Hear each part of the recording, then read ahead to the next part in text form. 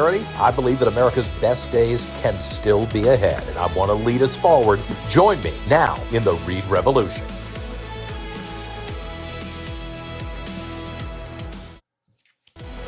Slowly thawing out on this Wednesday from all of the ice and snow a week ago. So that's good. Maybe the temperatures will help us, and we'll see whether we get any more snow. I mean, I hate to start. I hate the weather. If you listen to me on television, when I was in my 20s, I hated covering the weather. Partially because I hated standing out in the snow and acting like everything was great while everybody else sat at home stuffing their faces with sandwiches. And I was freezing my tail off.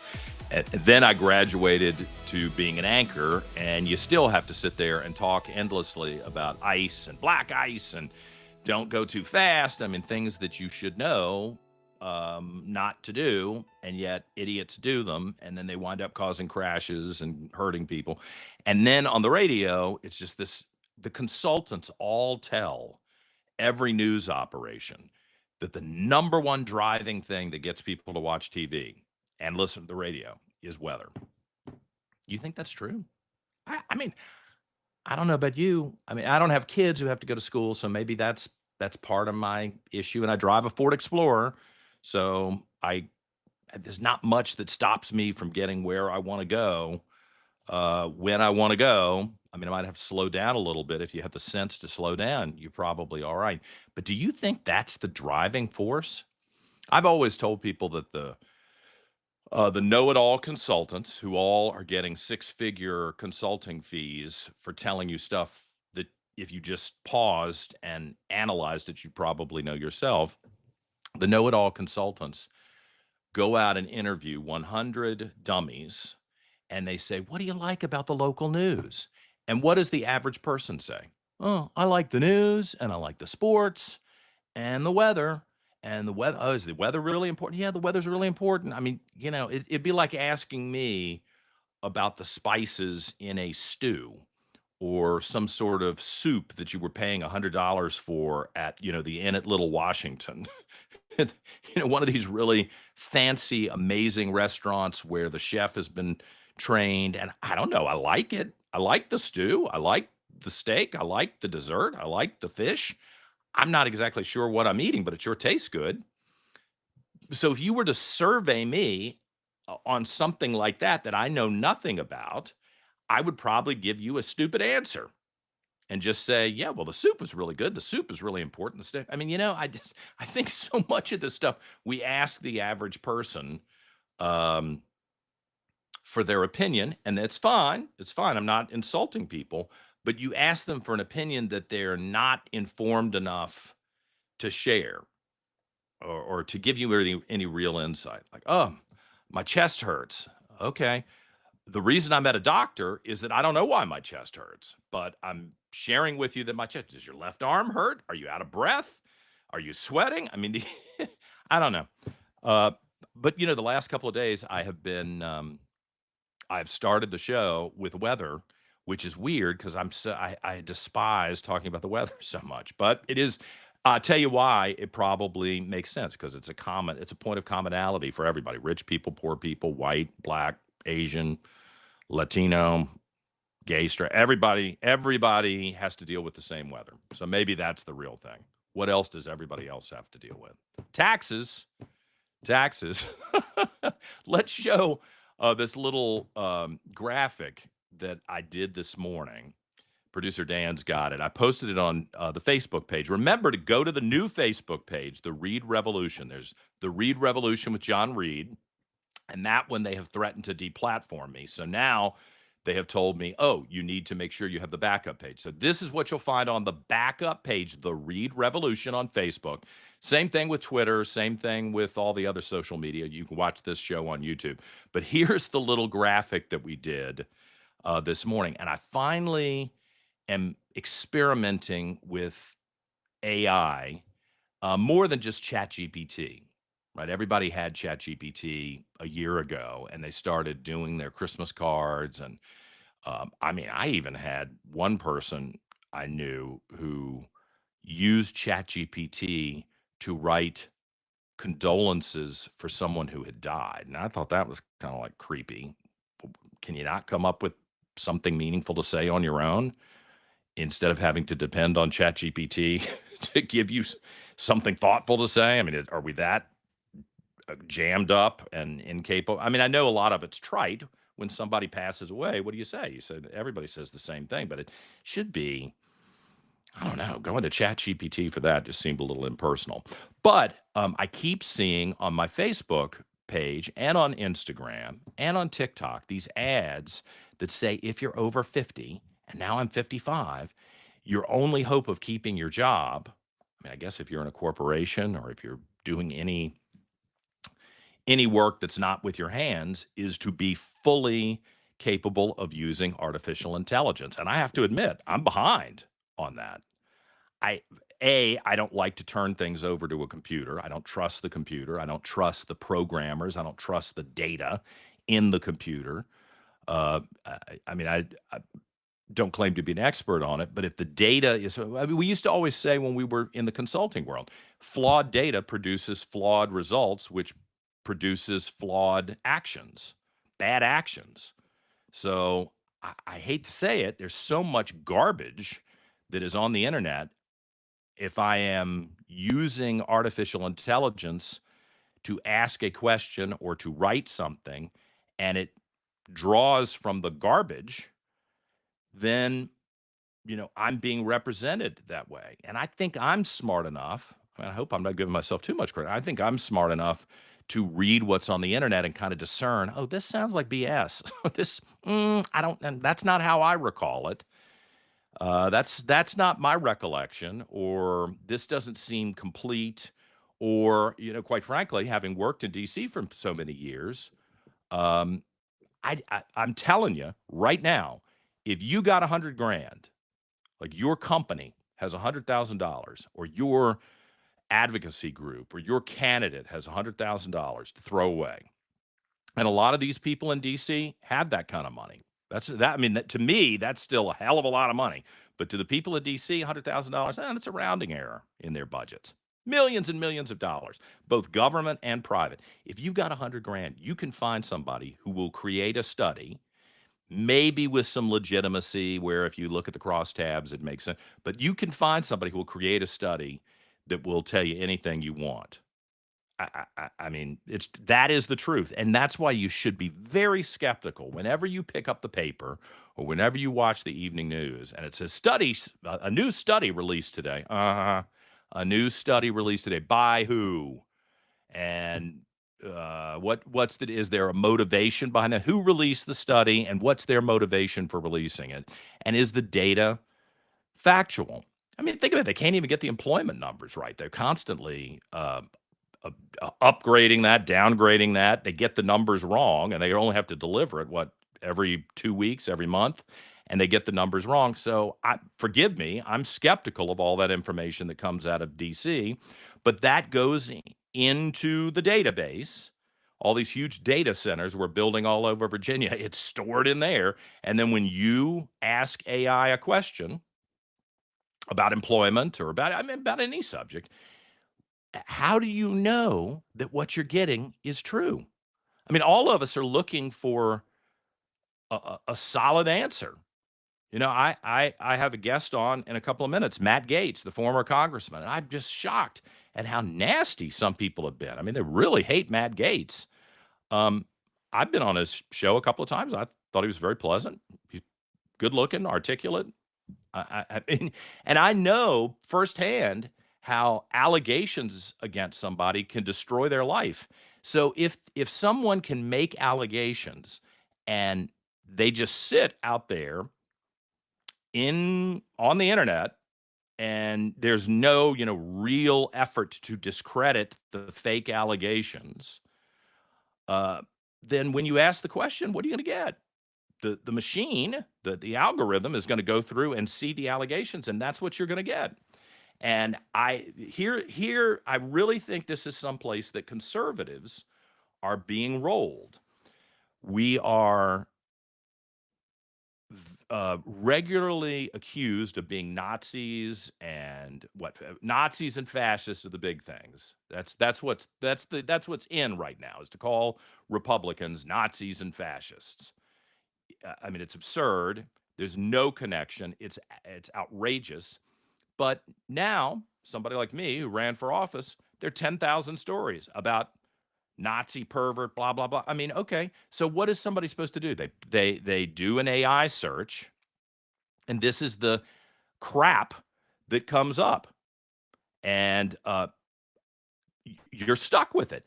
And unless you've got somebody who will go and fill the internet with a rebuttal to that, which no one seems to be interested in, it's just hit and run, throw out the allegations, uh, harm the person, damage their reputation, defame them, libel them, and then no one really cares about fixing it.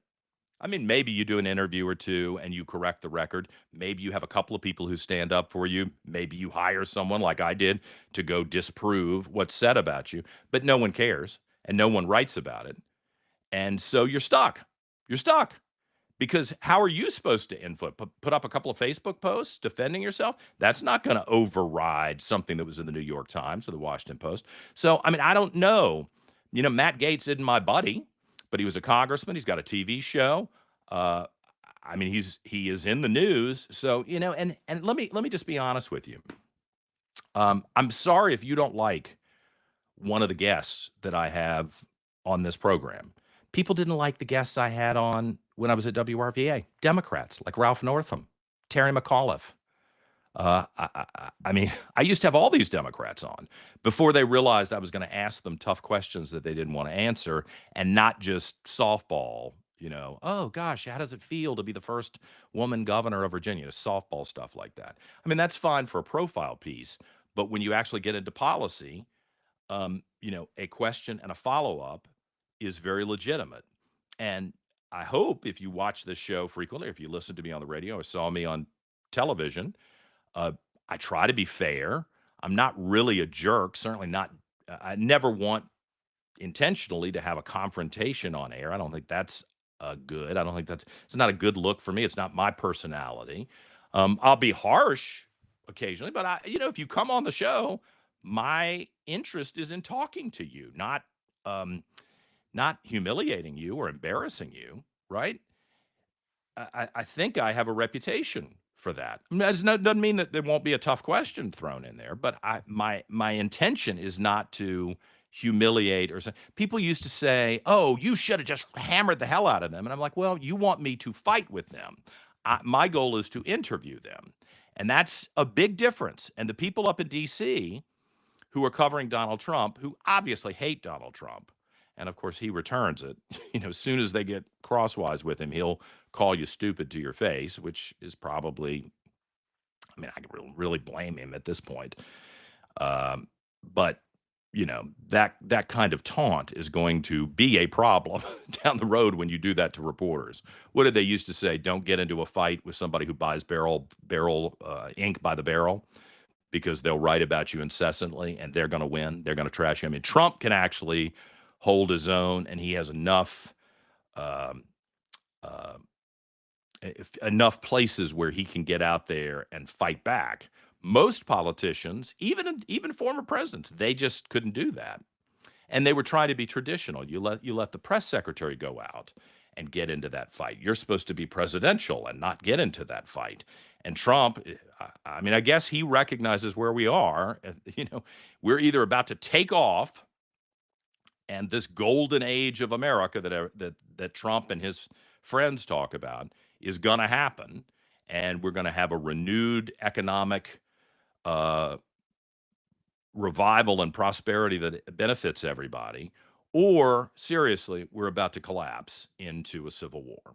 I don't see how we can go another decade kind of back and forth like this. I think we're on the precipice, and it's largely because we have such a large debt. And it doesn't seem like anybody wants to deal with that. But, Trump is one of the few people who can fight back and can hire lawyers and sue people, $250,000 to him to hire attorneys to sue for defamation. I mean, that's nothing to him. Could you do that? If somebody attacked you, somebody made up a lie about you, do you have $50,000, $100,000 to hire an attorney and push back. And you know what? Here's the ugly truth. The laws are rigged where the person who makes the accusation against you, in many cases, wants you to go into court. They want you to sue them. Why? Because then they get to probe every aspect of your life. And, it's almost like bait. We'll say something nasty about you, accuse you of something, and then try to get you um, try to get you to go into court, and then in depositions will tear you up, and then all that dumps into the public. So, if you had a bad divorce, or you had a drinking problem, or you were seeing a counselor or whatever, you've got to admit all that. And then who knows what other documents they bring up. Like the Epstein files. I don't know what I'm looking at there. What's real, what's not real? Well, I'll tell you, everybody who ever interviewed Epstein is dealing with the fallout. I kind of feel bad for some of these reporters. I guess maybe this is like me interviewing Matt Gaetz in a couple of minutes. The people who hate him will say, "Oh, look, you're hanging out with Matt Gaetz." I have no problem talking to Matt Gaetz. I think he's an interesting guy, and I really have to tell you, I suspect that the stuff that has been said about him, I'm guessing, is either a flat out fabrication or a crazy exaggeration designed to harm him. That's my instinct on this. That's what I think, is that that's what we're probably dealing with. So, hey, producer Dan, do you have that graphic of the cartoon with the shovel? That was the whole point. I'm sorry I got going on something else. But the cartoon with the shovel that I posted this morning. I'm not seeing it on the list here. Oh, yeah, number 7. So here's Abigail Spanberger, and here are all the poor citizens of Virginia. And it must, if you're a Democrat, this must be the kind of thing you do. If you're a Virginia Democrat, you think, oh my God, how can we tax these people? How can we get more money? Oh my God, it snowed outside. Everybody's going to have to buy a snow shovel. So let's tax the snow shovels. Democratic Winter Revenue Act of 2026. It snowed outside. So all the poor people of Virginia wind up with their snow shovels taxed. Now, I would love to tell you that this is just it wouldn't be funny if it wasn't real. It's real. This is the kind of thing these jerks are constantly thinking about. They're going to tax your Amazon deliveries. They're going to tax your Uber Eats. They're going to tax when you take the dog to go to the groomer. What are you? Like a 5% tax on that. Are you kidding? How crazy is that? Who in their right mind sits at home knowing they've been elected to represent the people of Virginia, looking at the amazing surplus in tax money that Glenn Youngkin and Republicans created over the last couple of years, a surplus. The state budget is out of control, if I'm being honest with you. Republicans and Democrats are stupid for continuing to allow this thing to grow. There's no discipline. There's no ability to say, yeah, that's not something we should fund. Or maybe we shouldn't blow up the welfare state. Maybe we shouldn't depend on the federal government for programs that pay individuals directly, because that money's probably not coming. Nobody has any discipline, and no one has the ability to actually tell the public what's coming, which is something bad for them. If you were getting a check, I don't know. I've never lived like this. I'm always stressed out about whether I can earn money, my own money. I don't think I've ever. Well, there's one little period of time where I got unemployment. That is true. But then, and I wasn't accepting it. It was like 3 or 4 months where I said, "Oh, I will never take any kind of government assistance." And then a Republican said, you paid into that. That's what you actually paid into off your paycheck. So I get it, but you should probably accept this, especially if you're about to go under. I'd already cashed out my 401k, and it was a disaster. But I just don't live constantly thinking, wow, I have a problem. The government should solve it for me. I don't know. I get the impression that I'm in the minority here, that everybody else thinks, oh, I got a problem. The government should, I've got student loans. The government should solve it for me. I got this problem. The government should solve. I just don't live that way. So what kind of a dummy do you have to be, a DD, a dumb Democrat, where you're at home and you're going to go represent the people of Virginia, and you just went through a campaign where your entire pitch to the voters was, I hate Donald Trump. That was their first thing. We hate Trump, and if you vote for us, we'll hate him even more on your behalf, right? That was the number one pitch, which unfortunately seemed to work in Northern Virginia and here in Richmond and, in other urban parts of the state where people, I guess, do depend on the government and are mad at Trump. And then the second part of the campaign was all about affordability. Making, the average person, it's costing them so much. Inflation is up. There's chaos in D.C. People are losing their jobs, even though it doesn't, unemployment. Yes, people have lost their jobs. I didn't have a job. So I understand the pressure of that, believe me. But your whole point was to make life more affordable. And every bill that these jerks have come up with, and we're almost halfway through the session now, the General Assembly session. Thank God we don't have full-time legislators. Every bill they come up with is about how to tax you more. Tax this, tax that, tax your gym membership. If you have a membership at the gym, that's the last thing you should tax. With everybody so freaking fat, we should not be, if you want a social program, give everybody a 25% discount if they actually show up at the gym. That's what the insurance companies started to do, right? Right? When I had good insurance, you got a discount at the gym or discount on your insurance if you could show that you went to the gym, 20 times a month, because they're so sick and tired of everybody being fat and having heart attacks and having health problems. So, it makes no sense to tax a gym membership. And it makes no sense politically. You just told everybody you were trying to make life easier for them, make life more affordable. And all you can come up with is taxes. And what are you going to do? What are you spend the taxes on? You know what they're going to spend the taxes on? Here's the bad thing. And then once this happens, you can't ever bring it back.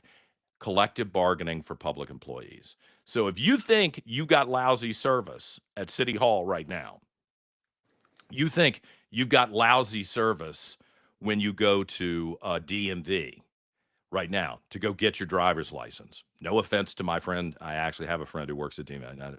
I hate to bring them up because I think of him and I don't want to hurt his feelings. But if you think you've got lousy service with one of these public sector elements that you have to engage with, and you sit in the line like, I'm my little ticket says I'm number 280 and I've been here for 3 hours. When am I going to be seen? If you think you got lousy service, wait till they unionize. Wait till they don't have to actually answer to their boss, to the head of the agency for which they work, or to the politicians, or to you.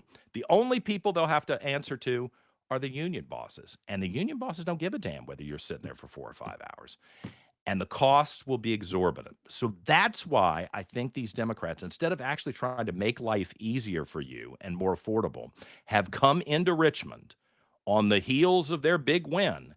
And the only thing they can come up with is raising taxes, because they know their next plan is to bankrupt our own government, which isn't allowed to happen. And so they've got to raise the funds, and they're going to raise it off your back. That's why some of my friends are leaving Virginia. I'm sick about it. I'm like, what if I ever run for anything? The only people who voted for me are getting ready to leave.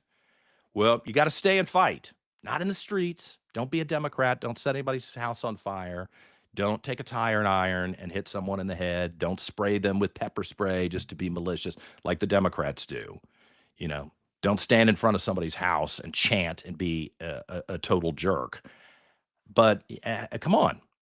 We've got to stop this insanity from happening. The only good thing about this, and then I got to go, the only good thing is that it happened so quickly. The election was November 4th. The inauguration was January 17th.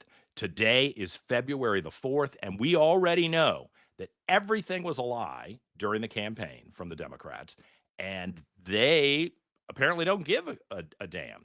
They have showed up, and they are going to the wall on tax increases. And I feel terrible about it, but I'm glad that they're doing it so that we can show everybody what a lie they were sold last year.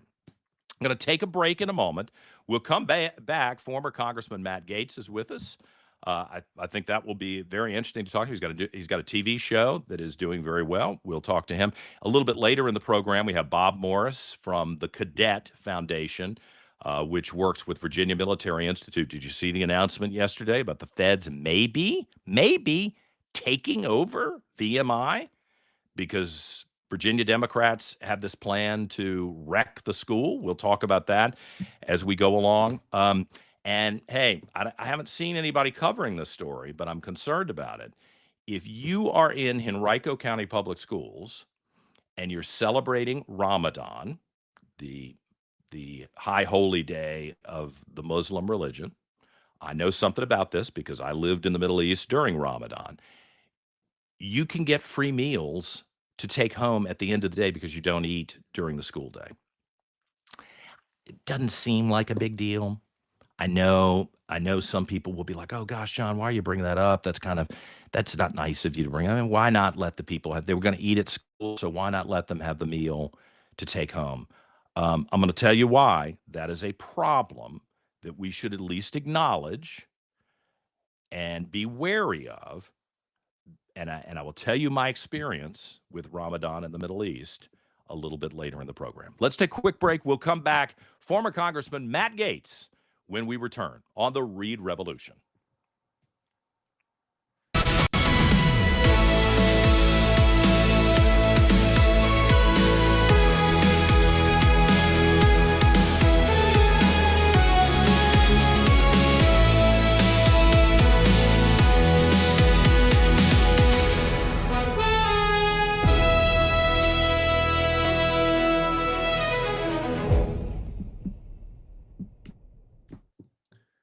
We're back on this Wednesday morning on the Reid Revolution. I'm John Reid. Make sure you follow us on all of the social media platforms where we're streaming this program, and please make an effort to follow both pages on Facebook. We got word that they were trying to deplatform me, so it'd be helpful if you would follow the Reid Revolution with John Reid. That's the original page, and the second page, the Reid Revolution, so that we kind of avoid the conflicts that are coming.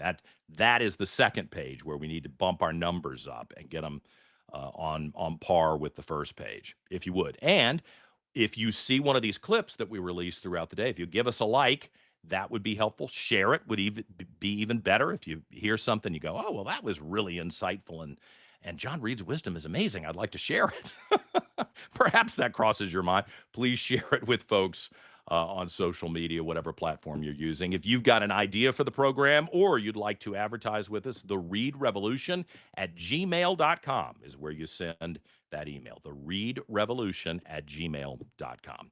All right. My guest is with us. It's former Congressman from Florida, Matt Gaetz, who now hosts the Matt Gaetz Show on OAN, One America News. Matt, first off, I really appreciate you joining me today. And it looks like it's sunny and there's no snow where you are. Are you in Florida? Or are you? We're in Southern California right now, John. Oh. It is a smooth 72 degrees here, and I do feel bad for my friends on the East Coast getting snowed in. And I did notice these snowstorms do have a way to focus the socialists on reality. Like I see up there in New York, the boy mayor Zoran Mamdani is actually having to deal with real life things like snow piling up and sludge and the need to get contractors out to do work, and it brings one out of the clouds a bit from the socialist utopia. Yeah, maybe you have to hire people, you have to pay them, you have to make sure that it's actually executed on. All the folks who call out sick because they don't feel like being there, you're going to have to be a tough guy. And in a city with 9 million people, the trash stacks up pretty fast. I mean, I heard and saw pictures of 8-foot stacks of trash in certain parts of Manhattan. Even the 25-year-olds who voted for Mamdani with this hope of a socialist utopia are going to wake up and not like that at some point. And it looks like you guys are on your way to your socialist utopia there in the Commonwealth too. I mean, you and I had so many of these conversations in the campaign, and it was so interesting to me because you were not running as some fire-breathing, radical, fringe right type candidate. You were running as I think a very moderate, hey, I would like to solve problems, continue the good work Governor Youngkin did in the state, return to reason. And Spamberger similarly is trying to run it as a moderate, right? She's saying, well, I just want to work on fixing things, and oh gosh, I'm not one of these far leftists. And I mean, we turn around, and it's almost like they are trying to redo California in the Commonwealth. And I love the Commonwealth. I went to law school at William and Mary. I found the people there to be very kind and I think very patriotic. And to see all the anti-gun laws, to see the like 50 tax increases they're trying to do, are any of the voters in the Commonwealth getting the same whiplash that us observers are getting? This is why we're talking about it so much, because people have a tendency to cast their vote. Some people really, really read websites and position papers. I was trying to cater to that intellectual crowd because, conservatives are often accused of not being very intellectual. So every week I was rolling out what I thought was a thoughtful policy position to, validate this is serious. I'm not just a talk show host trying to run for office. It didn't seem like it mattered when you saw the final numbers. And I do think people kind of go on with their lives. They're going to be really shocked when they order Uber Eats and they think they're paying, $30, which is too much for dinner, right?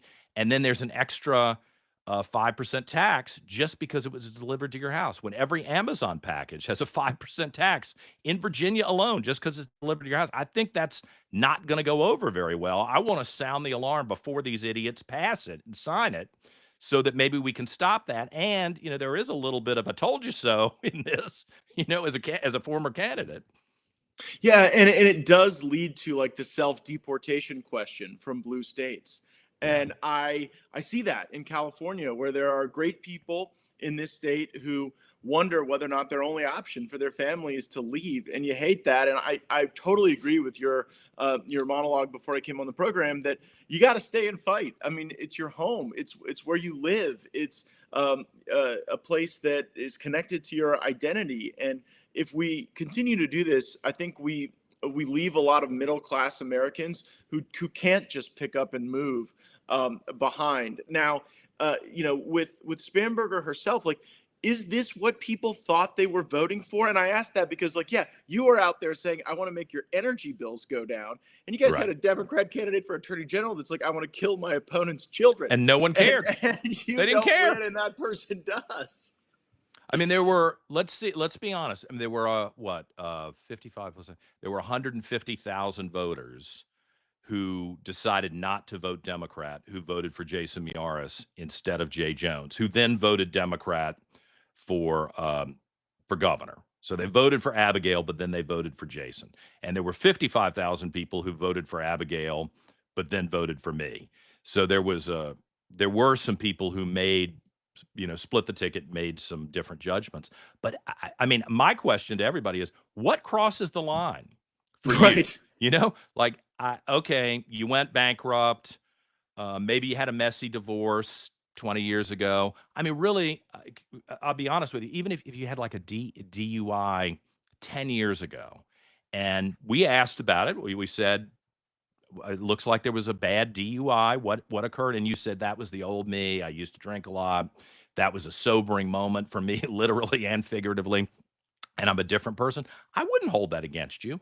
But if 2-3 years ago you were talking about killing the children of your political opponent in order to get them to change their position on public policy, that is kind of alarming to me. Yeah, I believe in second chances and third chances. I've at times needed them myself. But yeah, there is something so angry, I think, in the left right now.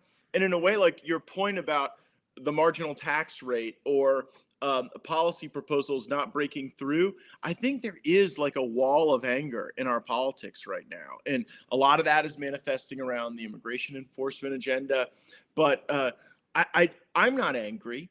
Maybe that's because we're in power, but I look around and say, is everything happening in the world that we want to have happen? No. But if you look at America right now, things are directionally correct. You look at the economy, the final quarter of 2025 growing 4.2%. I mean, Yeah. what that means is that Trump's strategy on tariffs as a function to get investment into the United States is going to work. Now, there may be a gestation period on that, but there is rising investment, there's rising wages, and you don't want the economy to get so hot that you get back into an inflationary cycle. But we also see on the immigration front, I think, a lot more good that isn't being talked about. The self deportations where people are saying, you know what, I don't want this to be a chaotic thing, at my home or at my business. I'm going to take the $1,000. I'm going to relocate my family in dignity. And then I think those people should have the opportunity to reapply under a I do rules, too. law-based I do system. too. And I'm not one of these people that's like end all immigration into the United States.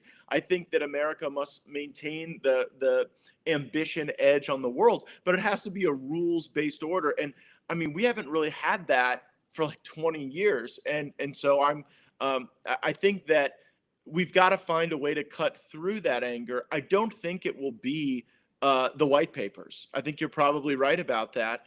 It's going to be rising human experience in the country that everyone should be able to take a part of. And yeah, I think this is something that Trump really understands and Republican politicians can lean into more.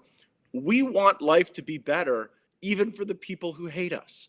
And in a weird way, like the policies of the Biden administration were very like win-lose, right? They were so into the DEI thing that people felt like someone else's success came at their expense. The way Well, that they've been trained to think that way. yeah, and it's just like, that's not America. Like, I actually want my neighbor who has the like, I bought my Tesla before Elon went crazy sticker on to have a better life. I would Yeah. like them to make more money. I would like them to be happier. I don't want them to be robbed on their way to the market. And so we need to say that more, I think, and be disarming. And that is very hard in the face of what we encounter and the meanness that's out there. But I've learned that if you obsess about those things, it can really have a negative effect on you. I mean, when you ran, people were trying to drag every kind of crazy smear into the political space because you hadn't been a career candidate. You weren't a guy who had like run for 57 jobs throughout your life, and you were just like, you know what, forget all that. I'm going to be upbeat. You were out on the camp. Every time I talked to you, you were somewhere out on the campaign trail talking to voters. And I think that there's a message there as we go into these midterms where we need to win, but we need to do it cheerfully. Like I look at a candidate like Steve Hilton in California, and Right. he's behind enemy lines. It's a tough campaign here, but Steve's not out there like screaming in people's faces. He's going to Skid Row and talking to the homeless and saying, what put you in this position? What do you think is keeping you in this position? And I think that there's a version of empathetic republicanism that springboards off of what Trump has given us. Yeah. Well, I found out a lot of people really hate Donald Trump as I campaigned. There are a lot of people who really love him. When I was in Southwest Virginia, in Bristol and Abingdon, I went to Daint, and they had just been through a horrible flood, and we brought all these supplies down to them. I mean, they love Donald Trump. Even when things aren't going great, they feel like he is actually looking out for them. When I was in Northern Virginia, man, there were times where I was like, I got to get out of here because it's getting hot. And they seem to, I'm metamorphosizing in front of their faces into Donald Trump. And some of these people are so hostile and verbally violent that you think the physical violence is coming. What do we do, since we have 3 more years with Donald Trump as president, to try to survive as a political movement and party? And is there any way that the reflexive hatred can evolve into a neutrality or maybe a grudging appreciation for the good things that the guy and his administration are able to accomplish? Yeah, I've at times tried to contextualize that hatred, and they really hated George W. Bush too, didn't they? That's right. Like, I mean, Yeah. we forget that now. He's almost been like a lionized figure in the left because he's not a Trump guy. But like, I remember defending George W. Bush maybe when I shouldn't have. Like, he was being called a Nazi. He was being called a war criminal. I mean, all these really searing critiques. And so I don't know if it's just built into some portion of the radical left where they don't really want to have a discussion. They want to manifest their anger and losing in precisely the type of rhetoric and behavior you described. Um, at times we have to shine a light on it.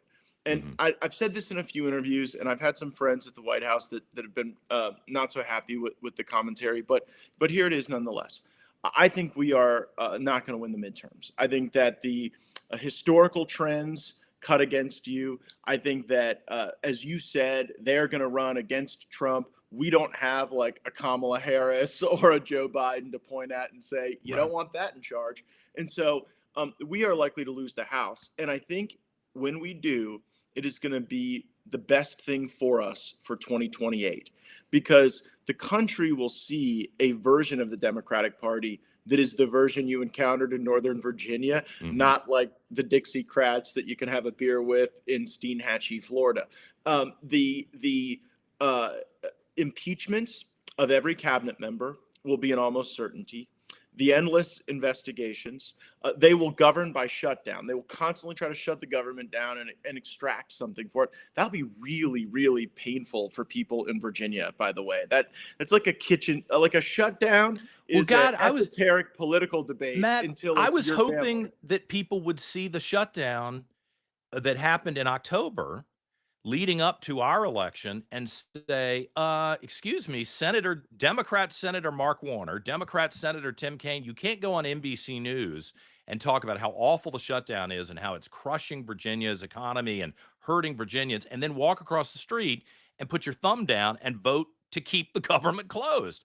But they didn't ever seem to blame their own Democrat senators for those votes. They just blamed Donald Trump and, by extension, Republican candidates like me. The bad news is after people miss enough paychecks, they blame all of us. You Right. know, I Well, mean, like if someone misses 2 or 3 paychecks, they're blaming everybody. And I think that it'll be the cacophony of shutdowns, impeachments, investigations that will mhm. allow us to go out in 2028 and say, hey, don't you feel a little better about the economy now than you did when the other folks were in charge? And isn't Mhm. it kind of nice we're at net negative migration instead of every day you wake up and you wonder if there's going to be some encampment in your local park of illegal aliens that were just dumped into the country? And I think that almost, I mean, it certainly gives us the upper hand. I think it gives us a potential huge cudgel to use against the Democrats, and it will be their own behavior in the majority. Now, we'll have to go through some pain during that period, Yeah. but that's why I think what's really important right now is digging those trenches, right? If we knew the way the Democrats were going to behave when they took power last time, there's certain things we would have done in advance to Right. prepare for Right. that. And I think some of that work needs to be underway post haste. If you were still in the Congress, what would be the 2 or 3 or 4 top things that you think need to be passed through the House, the Senate, and get that Trump signature on it so that it can't be undone by It's the executive voter order with the ID, next John. president? It's the vote. Voter It's ID. clearly the voter ID. Like Uh-huh. a very smart person said this to me recently. If you can get voter ID, break the filibuster. If you can't, don't.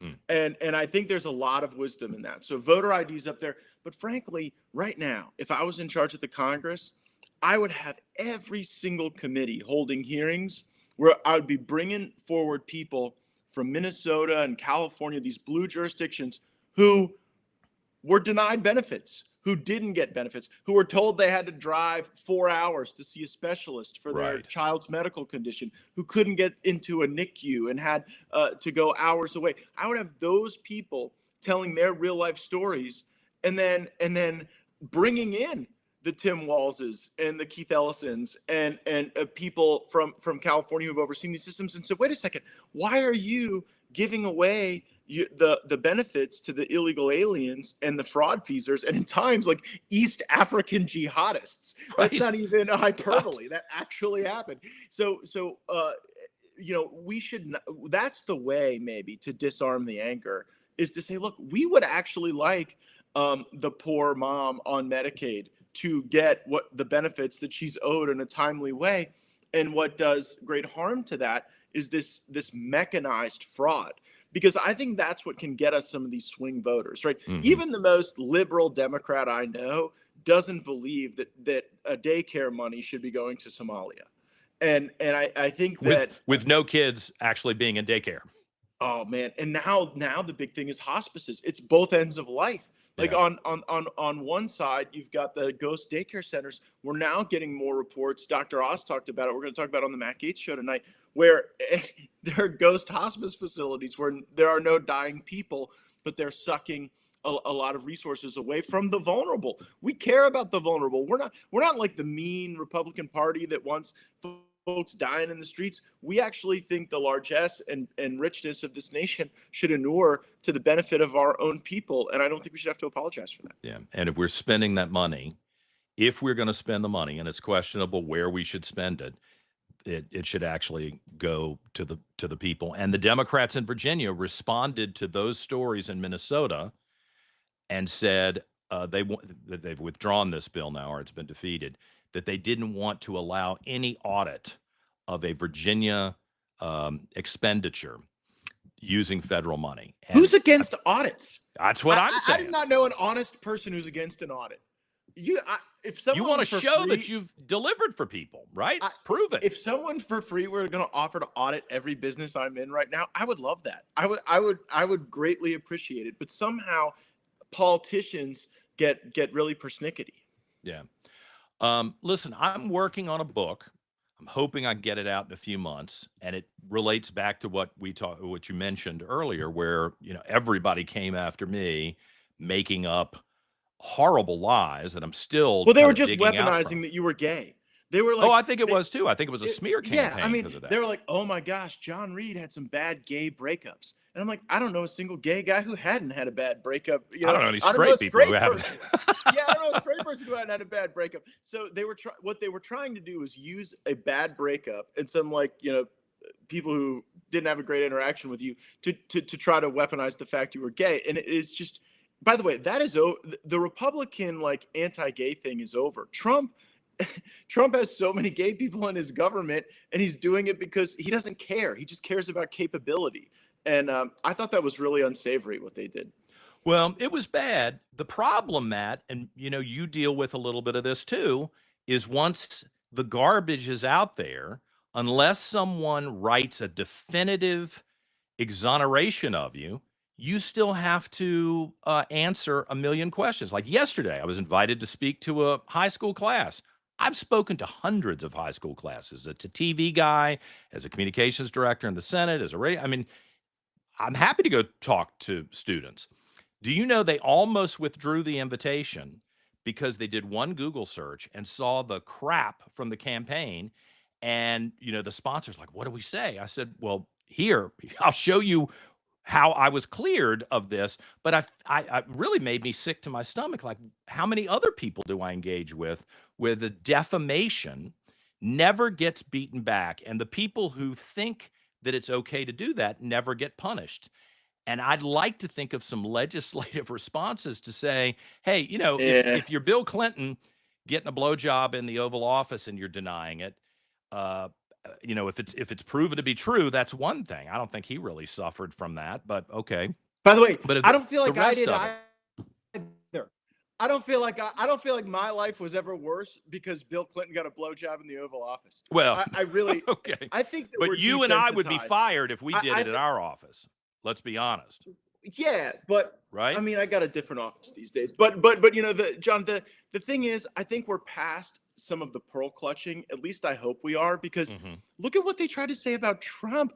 Like a year or so ago, they were trying to say he raped a woman at a Bergdorf Goodman. Like it was just such a fantastical, wild story that I think the American people just start to look at this and say, well, anyone who runs for office, anyone who is famous or prominent, they're going to get crazy allegations, and people have to sort through fact from fiction. And you're right. Like I got exonerated by Joe Biden's DOJ, and it's never enough. It is never enough for some folks. But at the end of the day, it is about, in politics, whether or not people feel like you will fight for them. We see a lot of candidates run on resume, they run on this and that and the other. But at the end of the day, voting is a selfish act. And when someone goes in to vote, usually what they're going to do is that they're going to punch the button for the person they think is going to make their life better. And so, like, whether or not, you had a bad breakup, or whether or not people tried to smear me, does that really impact you? No. You know what's going to impact the people in the Commonwealth? The fact that they're going to be paying a lot more without having a real improvement. Let's hope. They're going to be paying a lot more, and they're going to feel that, and that's going to matter. They're going to see energy costs rise. They're also going to be able to protect themselves a lot less. Like, I remember living in the Commonwealth, it was very much a gun state. Like, on the weekends, people would go out shooting. Around Williamsburg. It's tremendous. It's wonderful. And I think that is at real risk right now, because unfortunately, when you do see the gun control kick in, it's kind of unidirectional. It's very hard to undo it. And so I hope there'll be enough reasonable Democrats. I know the election swung a lot of those seats, but I think the Spanberger lesson, more than anything else, tells us there's no such thing in 2026 as a moderate Democrat. No. Any Democrat you will elect will sign any gun control that comes to their desk. They'll sign any amnesty that comes to their desk. And we're seeing in the Commonwealth of Virginia, they might sign every tax increase that comes to their desk. Right. You're not seeing the split that you used to see in their own party. They've successfully purged all the moderates. Listen, I'll be watching tonight. It's the Matt Gaetz Show on OAN, One America News. I really appreciate the chance to see, and thank you again for having me on your program so often while I was running for lieutenant governor. That helped me reach some people that I wouldn't be able to. I'm a huge fan. I think the way you ran as a cheerful, engaging candidate, I saw so many people, John, who they believed they could run campaigns out of television studios and off of the Twitter deck. And win or lose, I just think a campaign becomes a lot more rewarding when you're really out there with the people. And it was kind of old school. It kind of had a whistle stop tour feel at times. And that's what made the run worth it, was meeting a lot of neat and interesting people all over the state of Virginia. I love that. So. Well, we're glad you're still fighting for him on the airwaves, and we'll have to batten down the hatches for a while here. But I agree with you. We keep fighting nonetheless. All right, get out there and enjoy the sunshine of California. Matt Gaetz, thank you for being with me today. Thanks, John. All right. We're going to take a quick break here on the Reid Revolution. When we come back, lots to talk about, including, did you see this story yesterday? The Trump team is not letting the Democrats roll over at least one institution in Virginia, Virginia Military Institute, the military school, legendary collection of great leaders over a century here in Virginia. The federal government may take it over if the Democrats try to smash this place. We'll talk to one of the alums who's been fighting for years to save the school when we return on the Reid Revolution.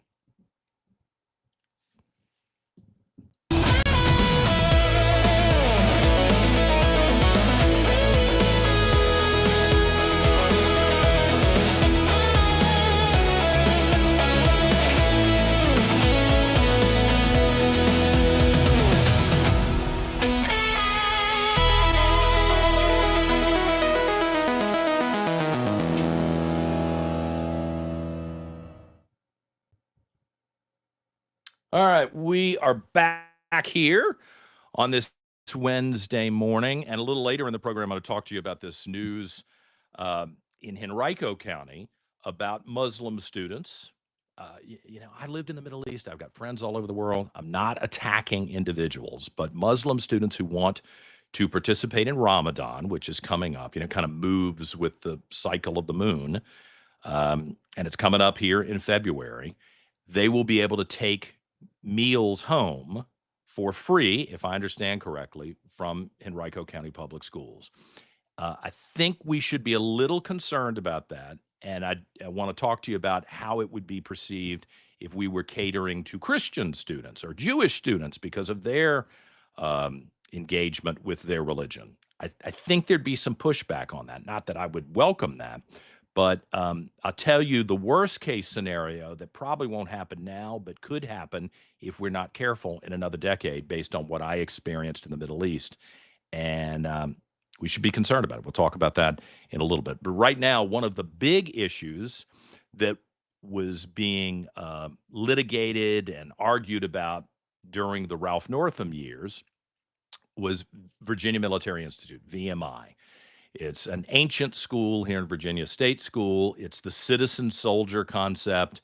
You're not going to one of the military institutes run by the federal government. It's a state school. It has a legendary connection to the Civil War with Virginians standing up for what at that time they perceived to be their country.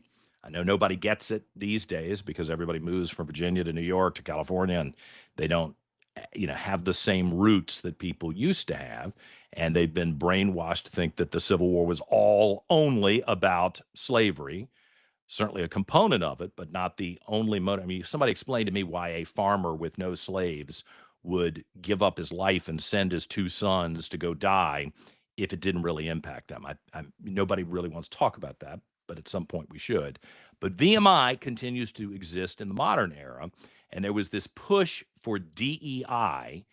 And I think a number of stories that were exaggerated and in some cases made up about racism on the post at VMI.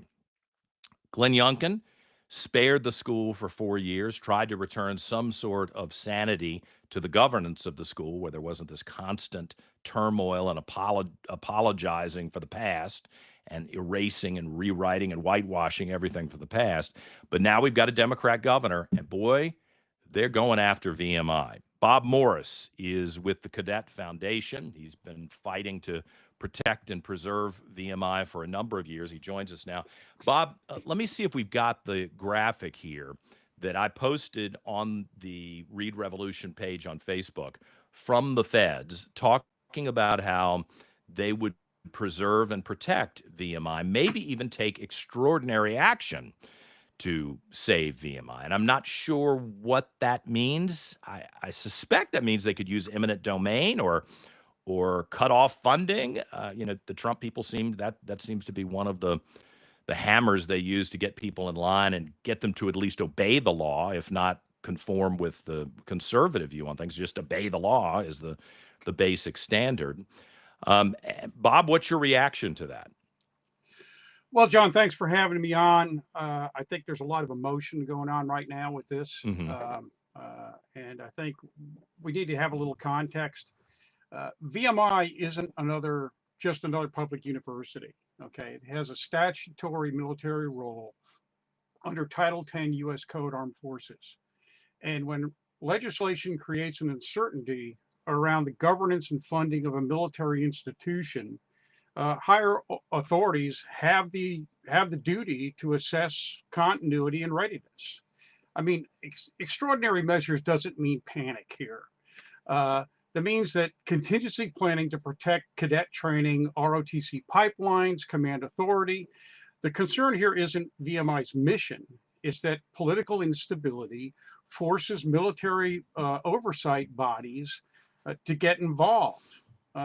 That's a signal the process has gone too far. Let me give you an example. For example, under the previous administration, and I want to make sure I clarify this, not General Furness, the current superintendent, VMI cited— You mean the administration of the school, not political. Right, the administration of the school. Okay. VMI cited Title 10 U.S. Code as authority to restrict student journalists, compel cadets to attend inclusive excellence training, attend NCAA sporting events, and other non-military activities. Now, kudos to General Furness for letting cadets go on TV. That never would have happened previously.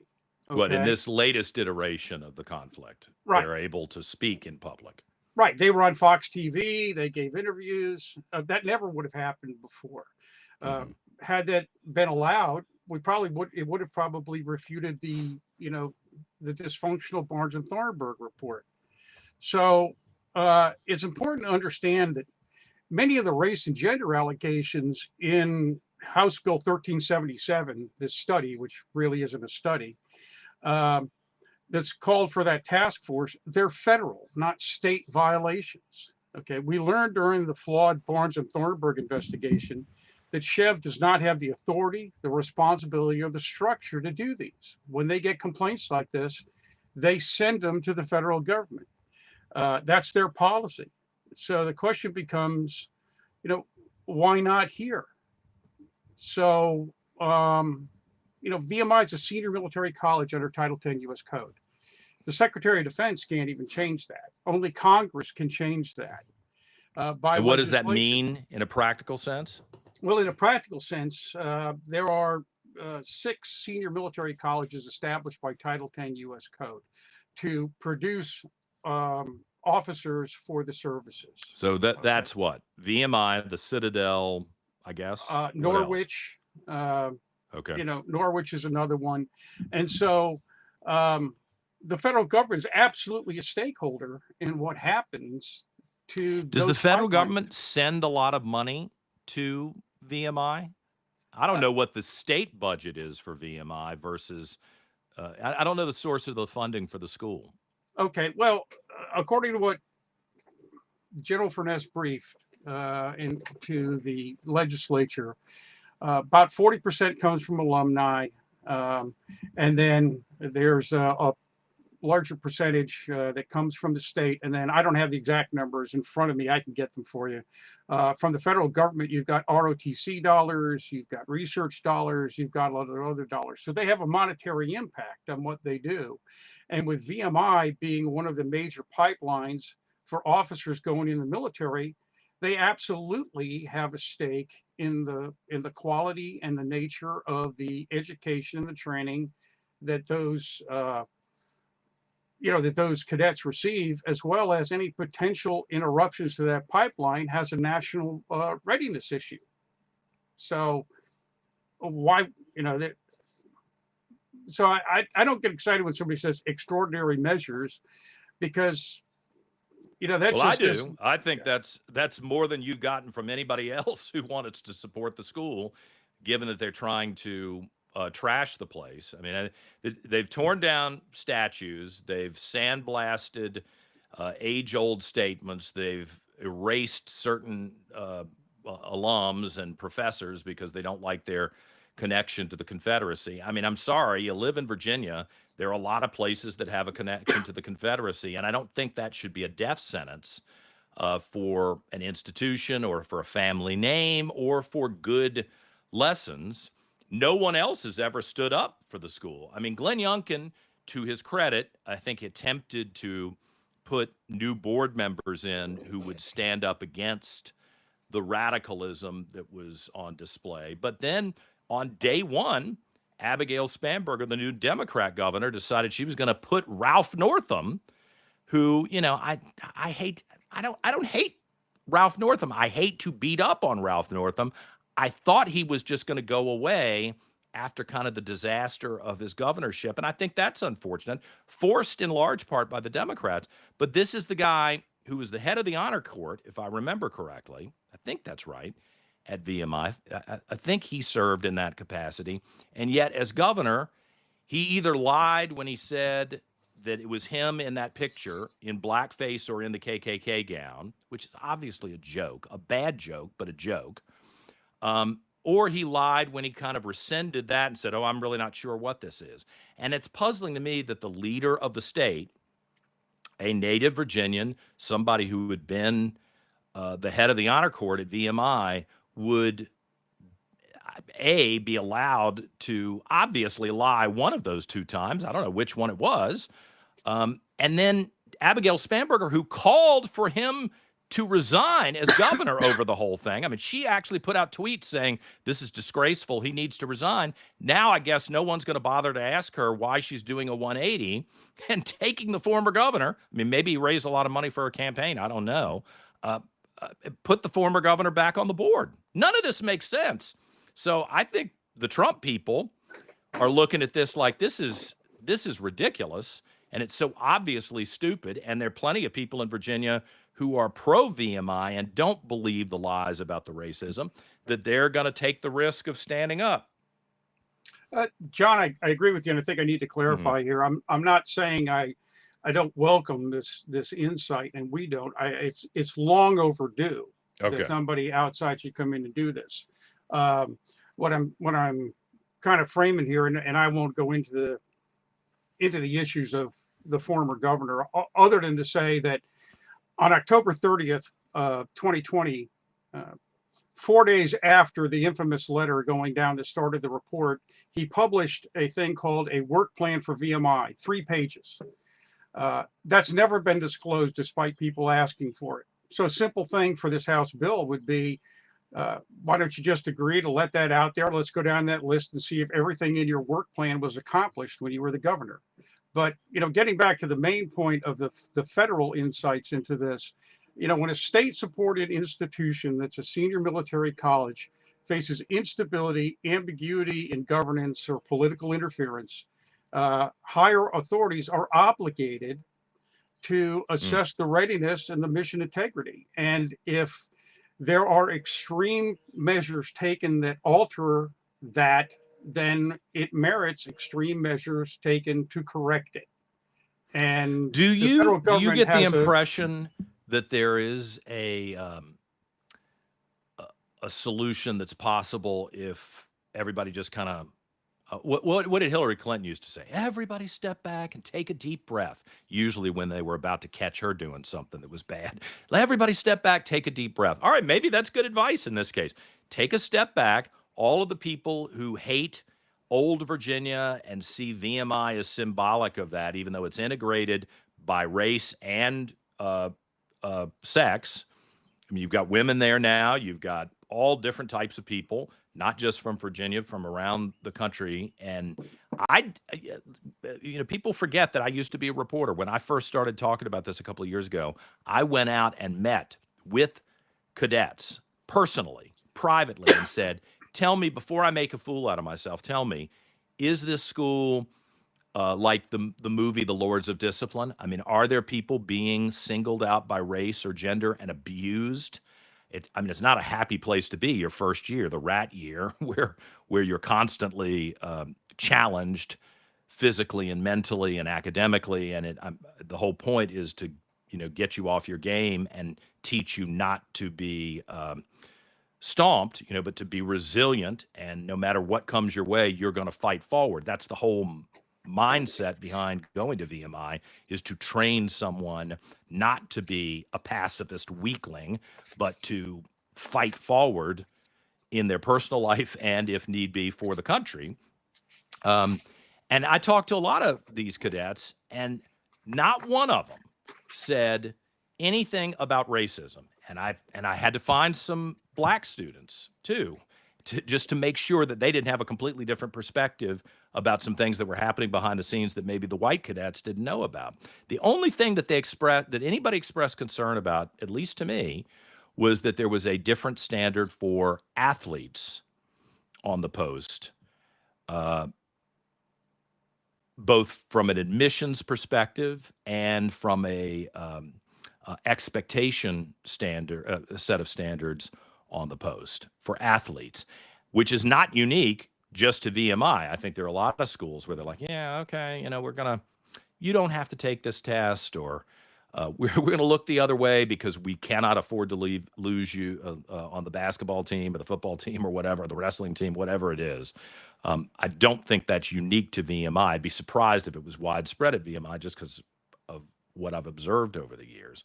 But is there a way to step back and resolve this problem without it being either slammed and smashed by a new board, or the proposal from the Democrats is for it, the VMI board to be abolished and for the school to be taken over by Virginia State University?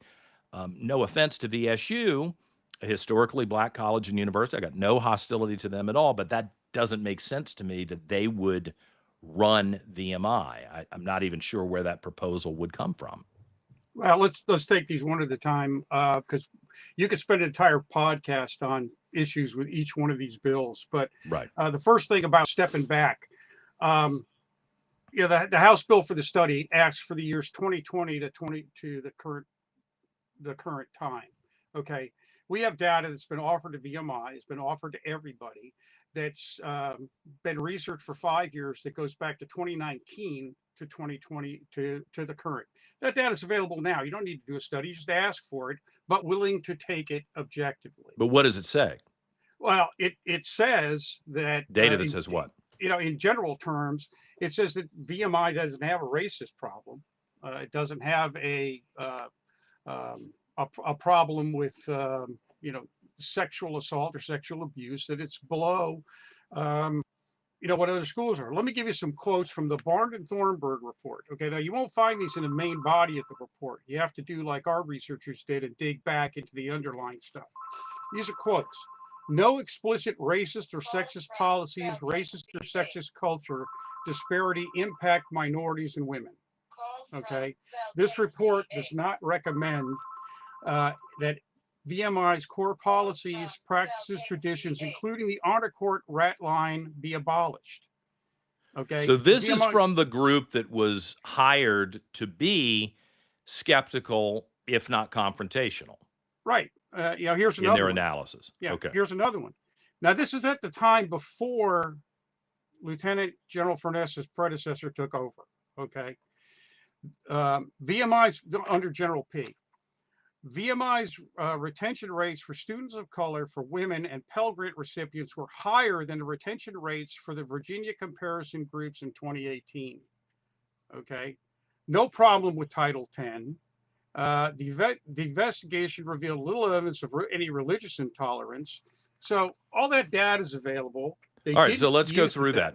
There's the sexual assault component that right. The allegation that a lot of schools have to deal with. I'm not dismissing it. It's important that women and men are not abused sexually on these campuses, especially a school like VMI where you have a lot less freedom to respond to circumstances. So this report, the group that was hired to be skeptical and dig and to be confrontational, determined that that was not I won't say not a problem, but not a significant, unique problem for VMI, not out of the realm of what other schools were dealing with. Yeah, precisely. And then the racial issue, which was, that's the potent thing. Nobody, I don't think, I don't think there's any Republican elected official, certainly not me, wants to see any minority dismissed, abused, insulted, offended, treated poorly in any interaction with state government.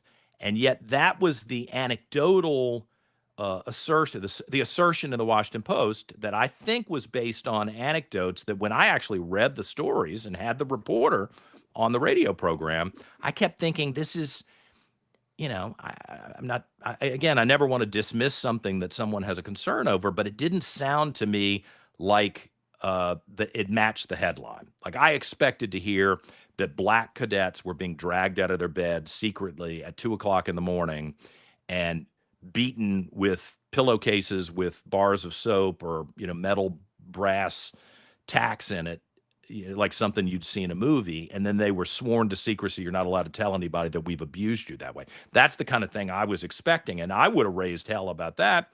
But the allegations were not of things like that. It was, I think if I remember correctly, one of the stories was that one of the professors made some comment, I think, about one of their family members having been in the KKK. Am I remembering that correctly, or do you recall that?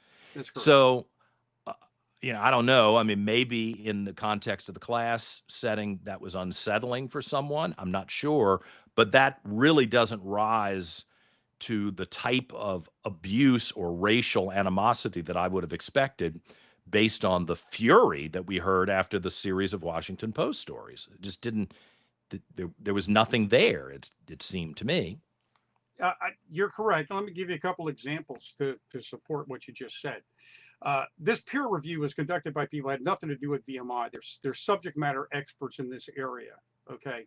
The first thing is that I graduated in '79. My class president was the first black class president in VMI history. Was he treated badly in 1979? I mean, he was. Do you elect class president? It's elected? Yeah, we elected class presidents then. Yeah. I don't know what they do now, but we elected a class president. He was a strong supporter of VMI. Mm-hmm. Okay. Is he today? Well, he's deceased now, but until his death, he was a strong supporter of VMI. Mm-hmm. Okay. And he, at one of our reunions, gave a presentation on why it didn't matter to him that there was a Confederate flag on his class ring. He didn't see that as racist. Okay, he was a very objective guy, salt of the earth, one of the greatest Americans, somebody we need defending VMI today. Unfortunately, he passed away. But another thing that this group looked at is they went back and looked at all of the racial violations that were filed with the Department of Education from when they started the program in 1960, in the 1960s, until the date of the Barnes and Thornburg report, okay, which Barnes and Thornburg never looked at, okay. Spoiler alert, there was one. There was one what?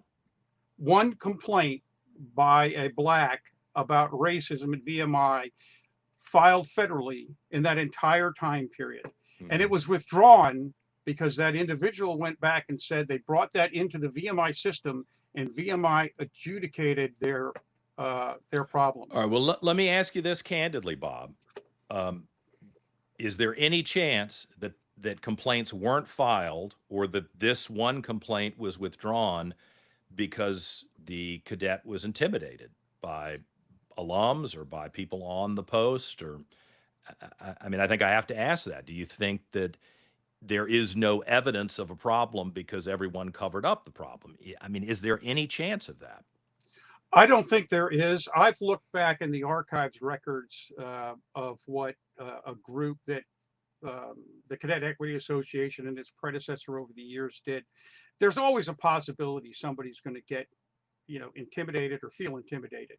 But there was never any proof uncovered, and the Barnes and Thornburg report itself did not uncover any proof.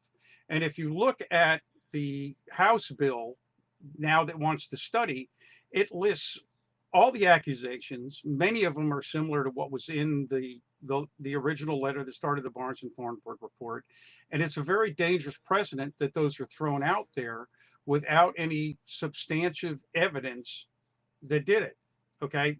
None of the allegations in the Washington Post were ever substantiated, even by the Barnes and Thornburg report.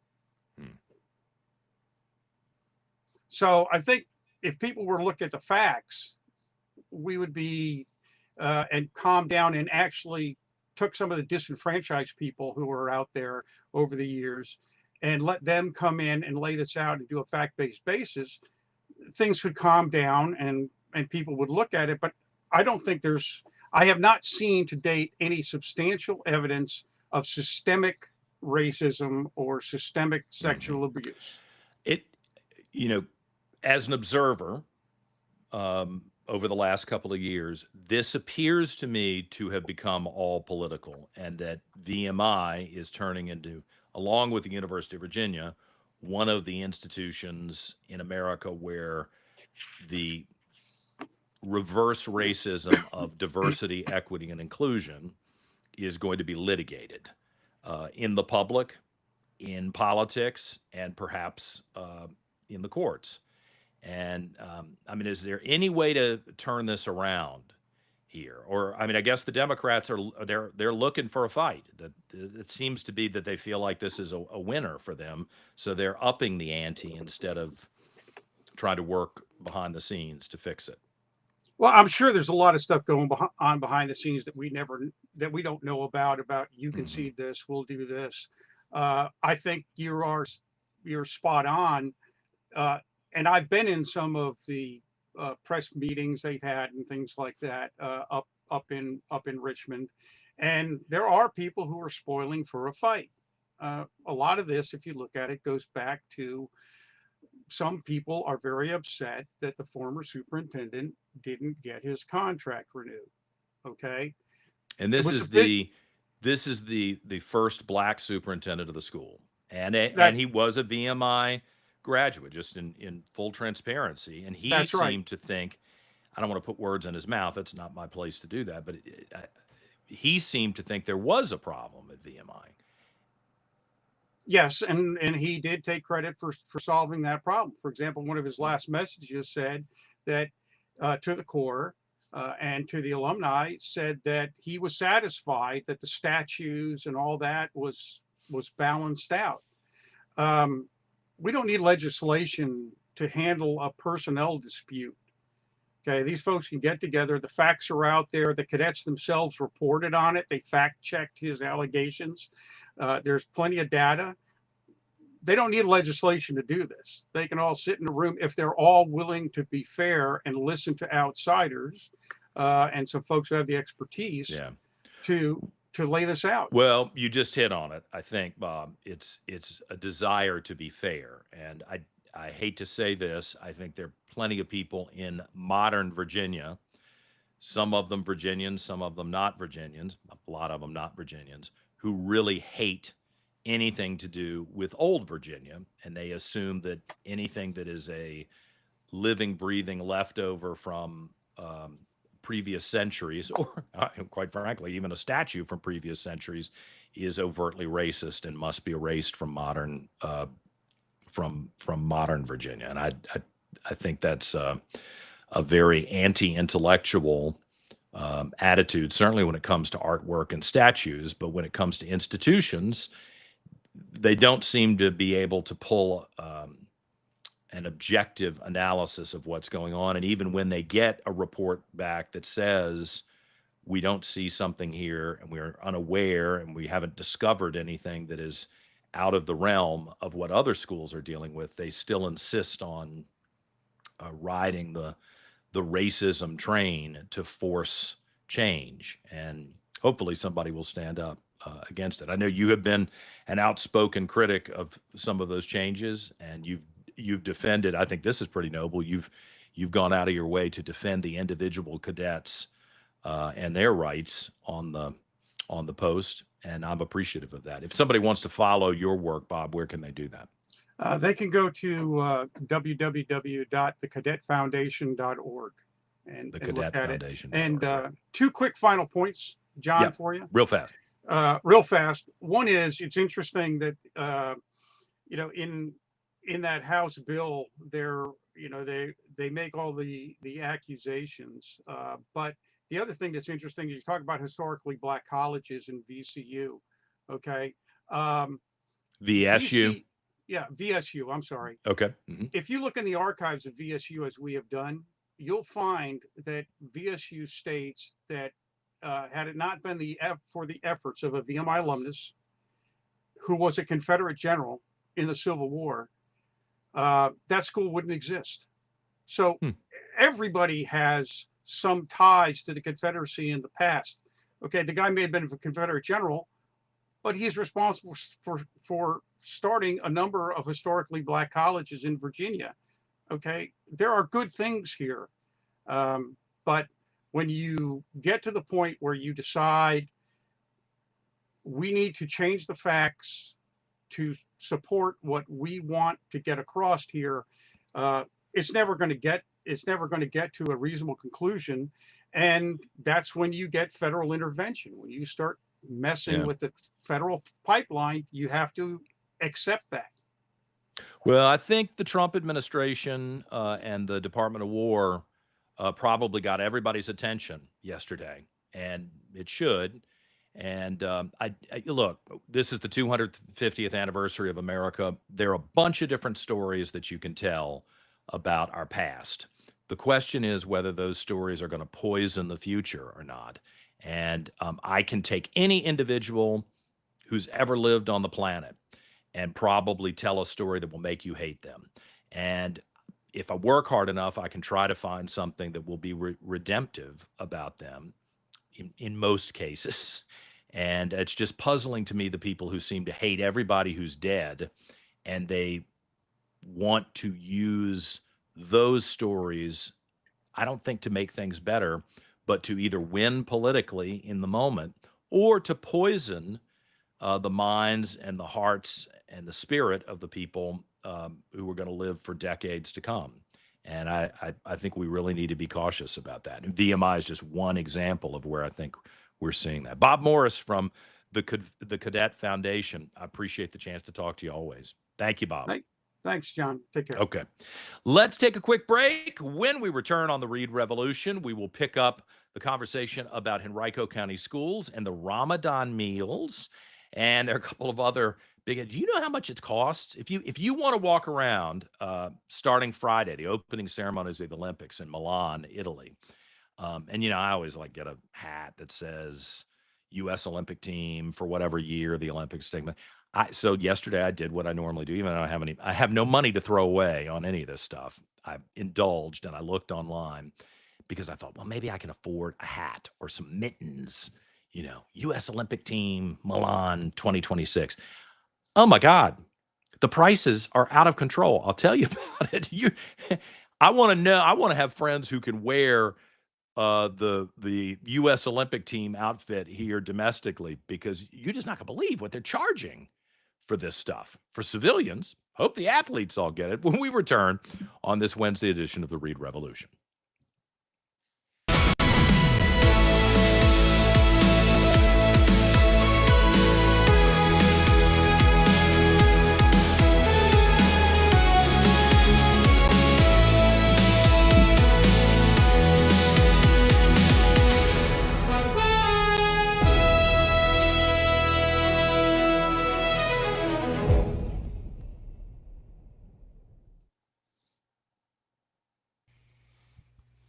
Okay, back with producer Dan.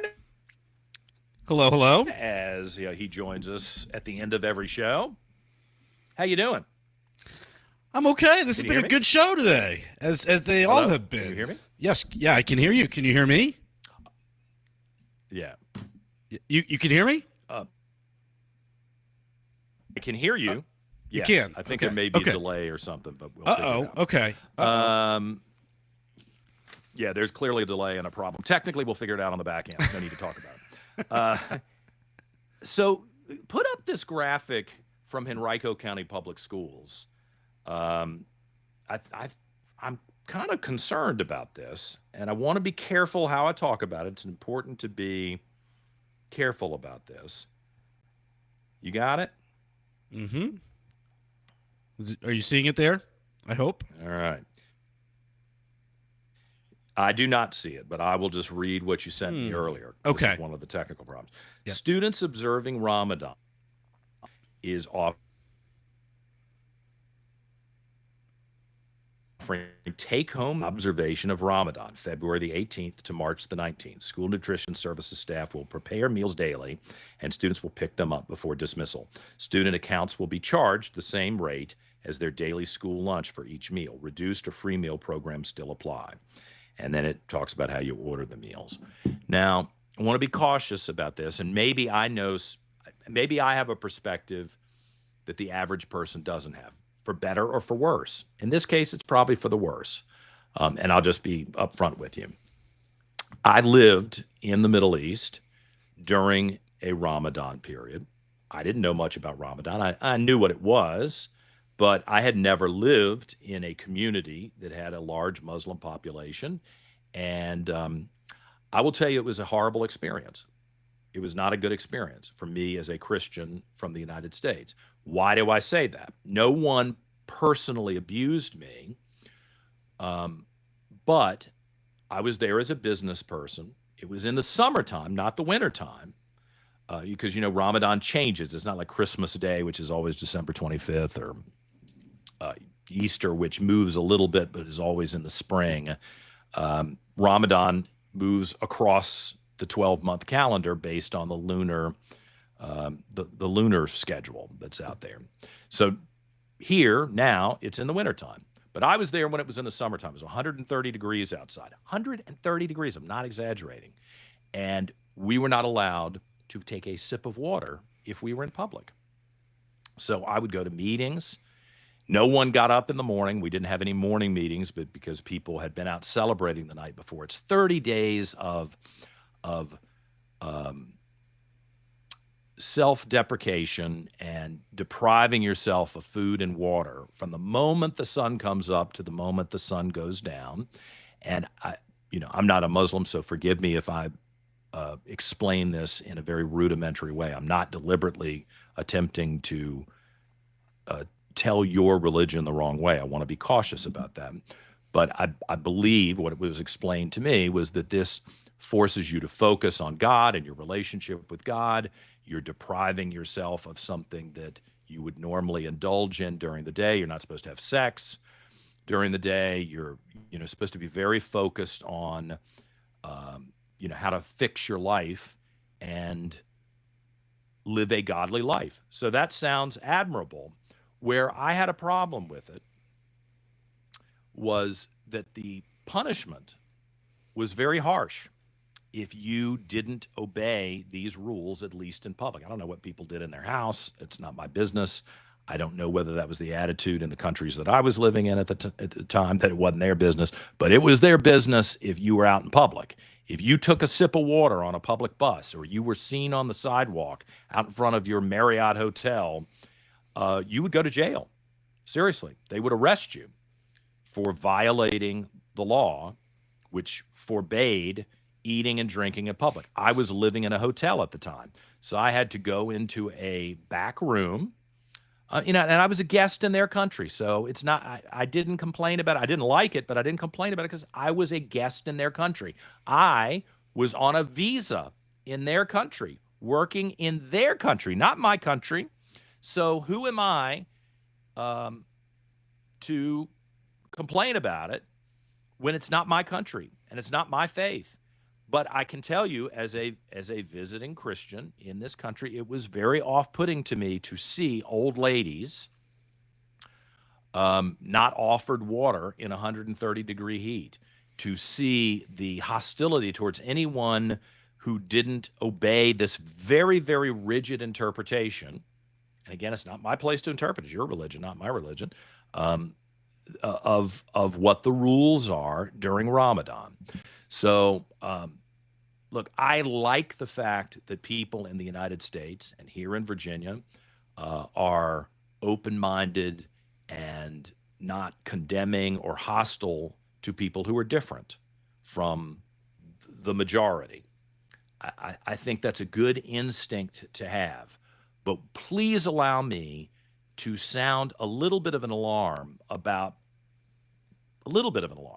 positions like Henrico County's position, that you're going to bend over backwards to send food home to people who are voluntarily choosing to fast during the day. That's your choice.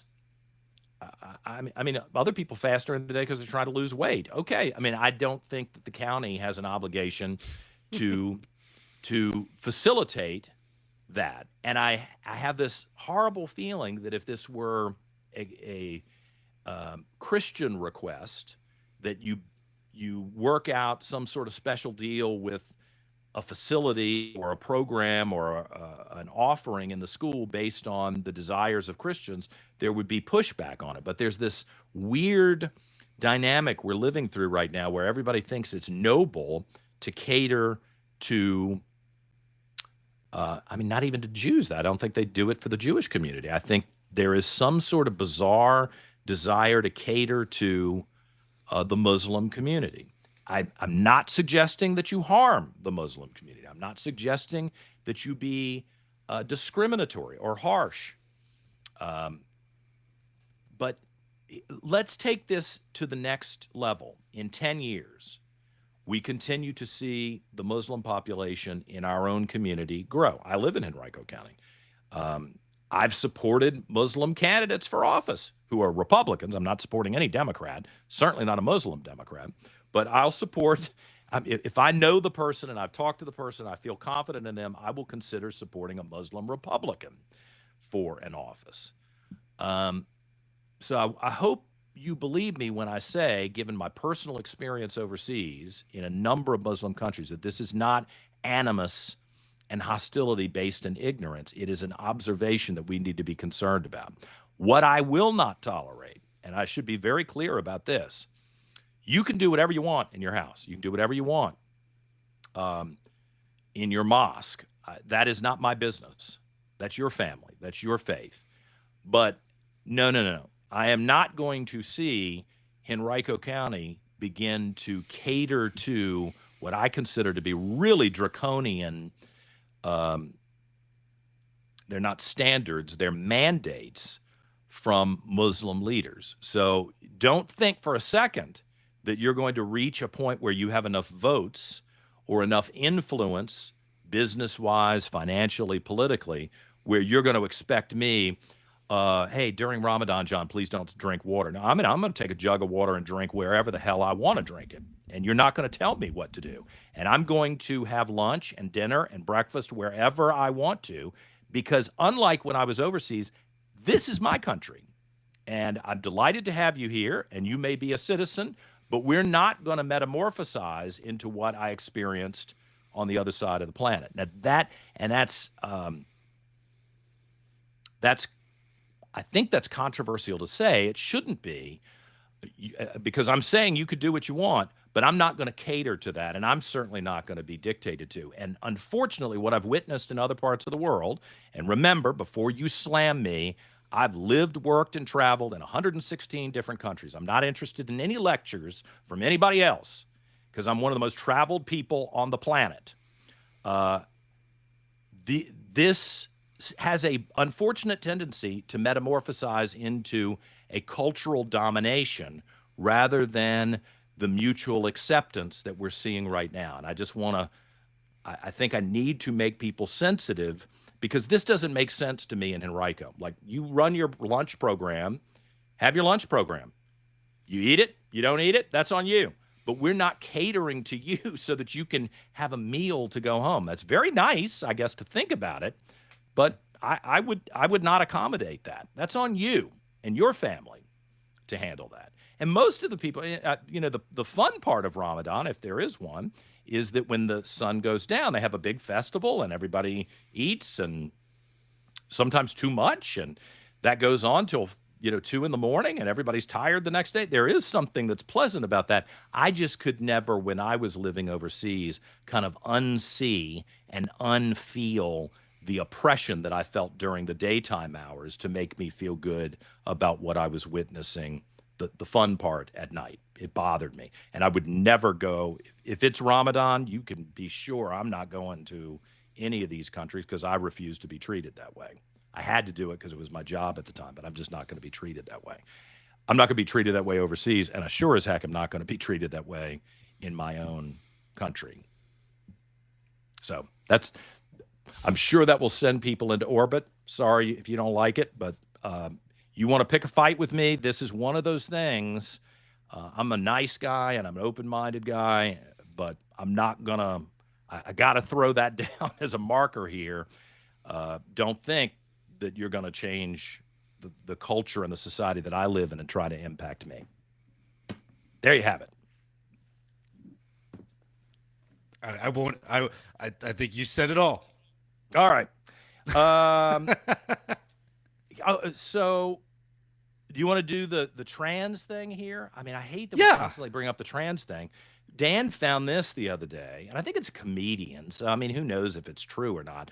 But how is this funny? Watch this. Dan? Surgery next week, and the number one question I get is, what are you going to do with them? So what I'm going to do is I'm going to get them cremated, and then I'm going to send them in an envelope to Ron DeSantis. I call it transthrax. I call it transthrax.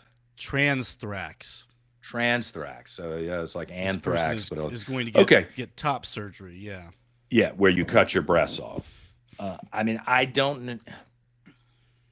gay. I don't think that's funny. I think that's kind of gross. And from a cultural standpoint, I think it's really worrisome that your kids, kids who are influenced, are seeing this kind of discussion. Like, it is not normal to be delusional about what sex you are. That's not normal. And we can't allow it to become normal. That cannot be allowed to become a normal, oh my gosh, you're 10 years old. What, are you a boy or a girl?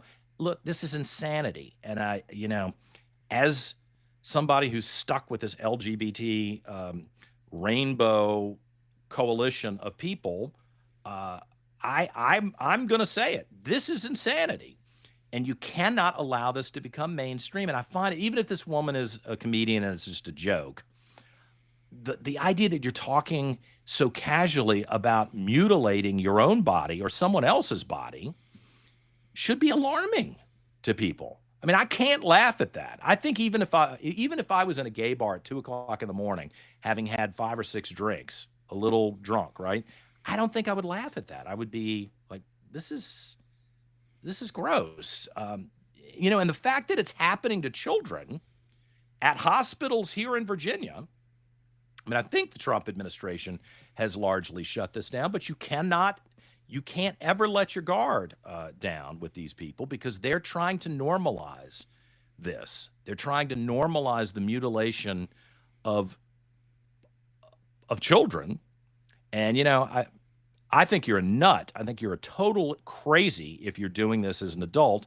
But whatever you want to do on your own dime as an adult, as long as I don't have to pay for the inevitable fallout, okay. I mean, if I want to live in a free country, I guess I have to let stupid people do stupid things, as long as I don't have to pay the consequences for it. But children, you cannot continue to justify this stuff. A 12-year-old boy having his testicles removed? No. A 13-year-old being shot with hormone suppressant or reverse hormones to try to stop them from going through puberty? That is malicious. It's child abuse. And responsible people have to stand up and say no to this. And one of the reasons I've made such a big deal out of it is the gay community hates me for saying this. They do not like the fact that someone like me is standing up in public and drawing some lines and saying, hey, knock yourself out, do whatever you want to do as an adult, but don't mess with these poor kids. And I don't understand, Dan, why parents aren't berserk about it. Like normal parents, where are you guys? Why are you not raising hell about it? Or you just waiting for your kid to come home and have been brainwashed by these vulgar people, and now you got to deal with it in your household? Is that what's going to finally motivate you to say no? I don't get it. To me, this is crazy. No, I totally agree. I totally agree. I've been hot take guy for the last week here on the show, but I mean, I don't even. Something's coming. What does Dan? I don't even like the idea of circumcision, to be honest. I think anything that mutilates children, that is not something that we should not be in the business of mutilating the bodies of children before they're at the age of consent to make these kind of decisions. You're hardcore. No circumcision. I'm hardcore. No, seriously. Would you ban certainly it? if I would, quite candidly. All right. I think that's an archaic practice that has no scientific basis for happening at this point in time. But obviously, if I'm against, I thought there was a cleanliness issue. That's fake. That's BS. I don't know. That's BS. But yeah, that's not true. Well, without getting into too much of the clinical aspects of it. Yes. I feel like that part might be true. The cleanliness issue. I didn't expect that we'd go down this road. Just requires a little extra effort. I'll just put it that way. But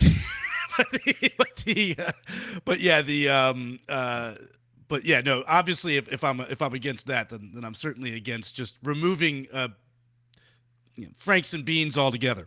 So yeah, I don't think that's a good idea. And this is another thing. Not to go back to the Muslim issue, but I think we should be very clear that we're not going to tolerate any sort of genital mutilation. That is commonplace in other parts of the world. And, I am open to people from other parts of the world coming legally to the United States if they can contribute to the society.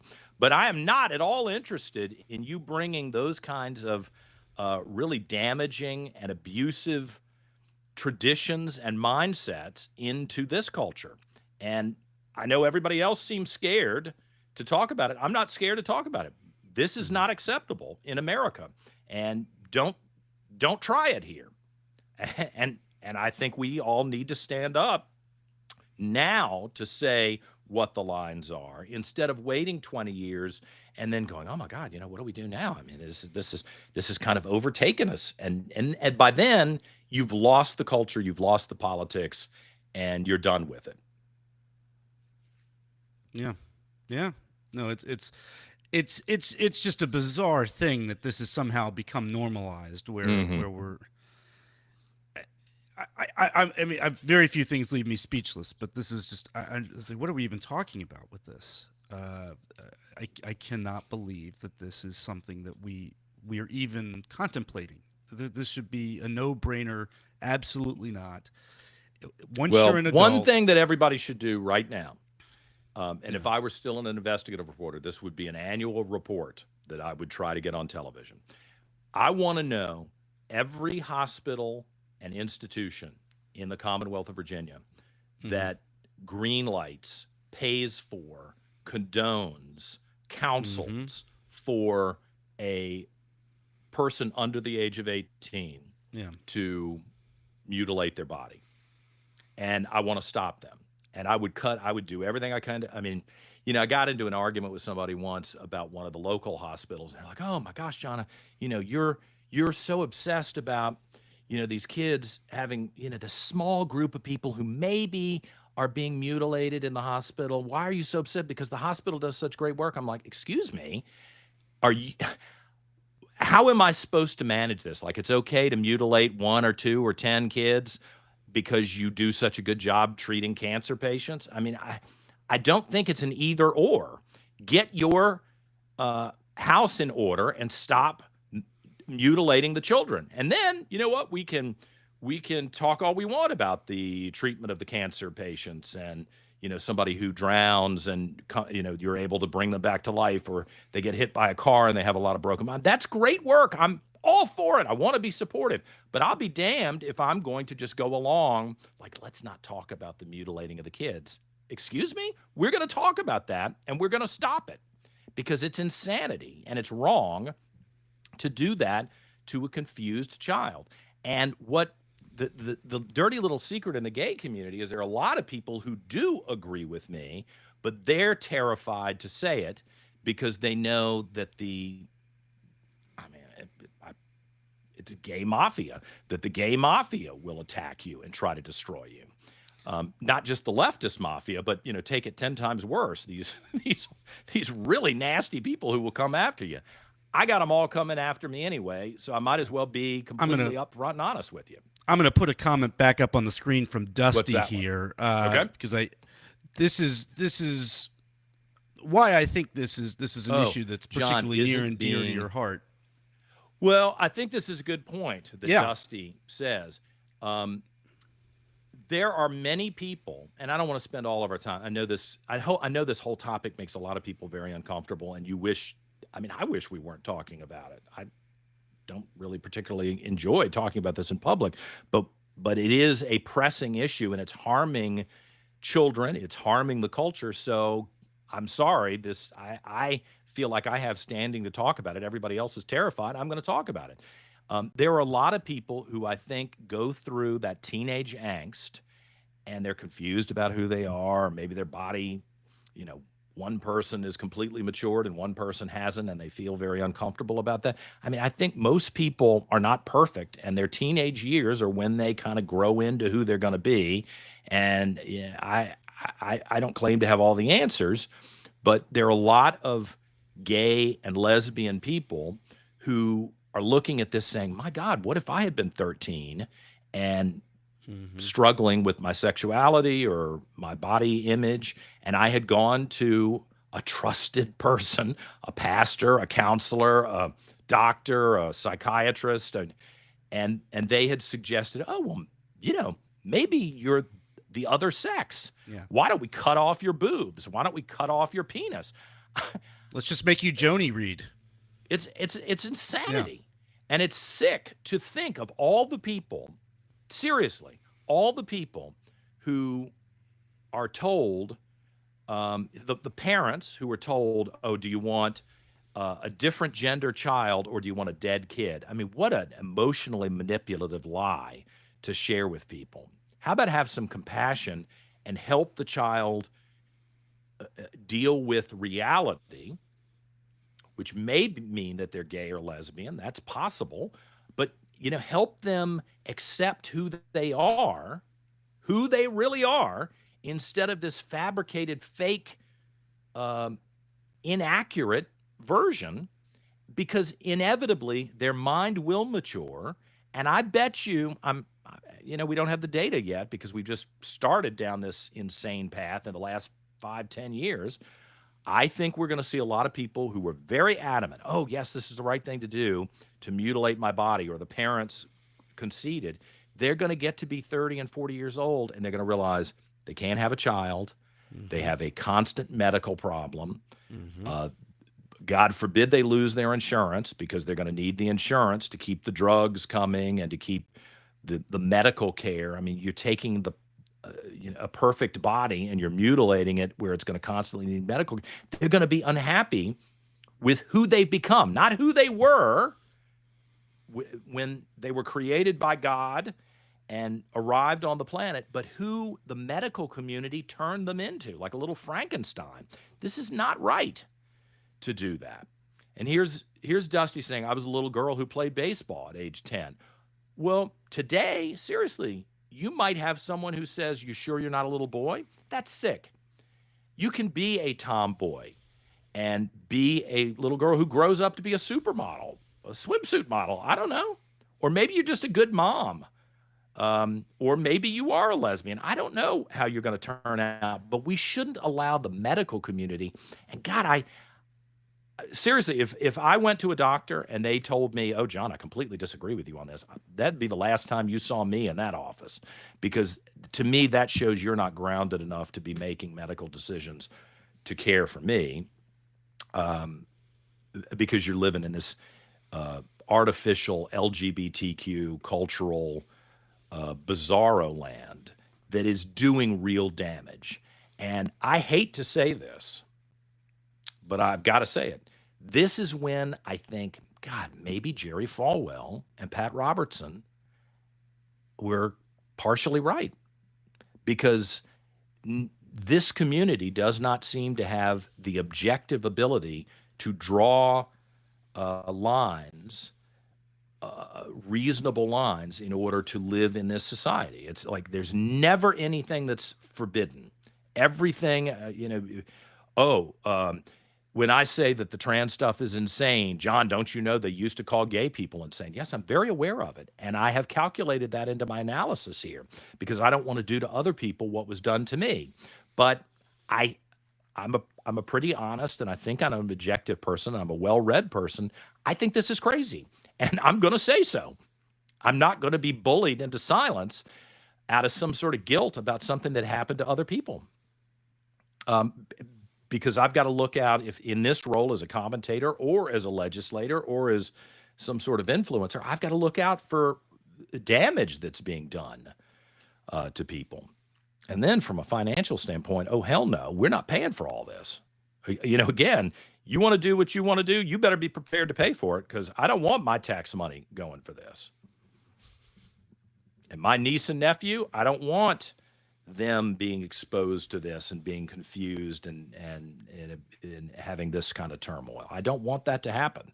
And I'm going to do everything I can to prevent that from being a part of their life. I don't think that's healthy for anybody. Anyway. Yeah. We just think about all the things that we prohibit minors from doing, from getting a tattoo to you name it. But to your point, we're going to let them sterilize themselves. We're going to let them or consent to them being sterilized, not even so much doing it to themselves, but usher I wouldn't let a them. 10-year-old Yeah. Pick dessert. Oh, do you want to eat the whole gallon of ice cream? No, not Rocky Yes. Road. Yes, I want to eat the whole gallon of ice cream. Well, that's not healthy. I got to step in and tell you, you don't do that. Oh, my goodness. And eventually they'll learn, because they vomit or they get fat, that it's not the right thing to do. But this stuff is permanent, and it's not just about the individual. It's about the society we're going to live in. And I have to tell you, I think it's being done deliberately. I hate that I've reached this conclusion, because it sounds conspiratorial. But I do think there are a large group of people who are looking at, like, what's the latest thing that we can screw up that will cause all types of emotional and cultural turmoil in America to weaken this society so that eventually we can take it over. Yeah, Now, there is no taking that dress back to Macy's, folks. And interesting. There's no No return is what. No Okay. returns or exchanges on that. Yeah. All right. Well, I'm watching the clock, and I know we're running long. Let's show you the On the subject of that, right? Yeah, maybe the clothes. The clothes, yeah. Men and women. I mean, I guess in the Olympics they've gone traditional with the Olympics, where they're actually checking to see if you're a real male or a female before you compete in Olympic categories. I think that is wise. I think that is fair and responsible. So, I have this big collection of Olympic torches. And for the longest time, before the Olympics went crazy, weirdo political, it's always been geopolitical between the Soviet Union and the U.S. and China, blah, blah, blah. But I was just a huge fan of the Olympics. And the opening ceremonies for the Winter Olympics are Friday night. I guess you can watch them live at 2 o'clock on Eastern time on the NBC stations. But yeah, then I think they rebroadcast them in the evening. But the opening ceremonies are Friday. So I always buy a hat or something that says Team USA for whatever Olympics it is. Winter Olympics, Summer Olympics. I just kind of, I don't know. I do that. So I went online last night. I have no money to throw away. So I knew I probably wasn't going to buy anything, even if it was $50 or $60. Times are tight right now. Look at this. The Team USA opening and closing sweaters. $698? $698. Who could afford that? I mean, I think they give them to the athletes. This is the one that the Asian guys got on that I really liked. I thought this was kind of fashionable and cool. Team USA hooded sweater, so you can wear it when you're shoveling snow. That's $798. And I looked online. I was like, surely this price can't be right. I mean, is there a knockoff version, or who are they selling this to that can afford a single sweater that's $798? Or am I revealing that I'm poor? Do people pay $800 for a sweater? I mean, even like a nice one this is like a souvenir shop thing. Ralph Lauren's a little better. I don't think I'd pay a tenth of that for a sweater. No, I mean, look, if it was $79.80, look, or even maybe like $120, I'm trying to think of stuff I bought over the years. You go to Disney World, you're going to pay a premium to get the Disney T-shirt or the Disney sweatshirt. The same thing that you could buy or something similar at the gift shop on the interstate. Because you're buying it at Disney World, you're going to pay a premium. Okay, I can deal with that. But $800 for a sweater? Are you crazy? It looks good though. Do you have the other picture of the glamour shot of the team? They have. I don't know that I looks I amazing. had that. I don't think I All right, had I that sent you one, three. but One yeah. of them was the whole team with the mountain behind. It was a great look. Whoever created this stuff, it's a great look. I'll play that tomorrow.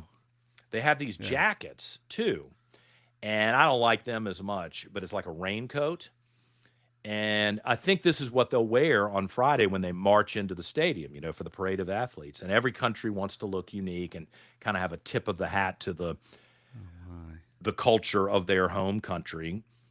Which is great. I find it very interesting to watch that. Not like I'm a fashion person, but I find it interesting. The coat is $1,800. The coat. A Ralph Lauren button-down long coat that's white is $1,800. It doesn't even look to me like it's that special. $1,800? These are the moments, Dan, where I wonder whether the world... am I turning into my grandfather who used to say, the movies cost $3.50. It used to cost a nickel when I would go to the, that kind of thing. Am I turning into that guy and I just don't understand that prices, or is this as outrageous as I think it is?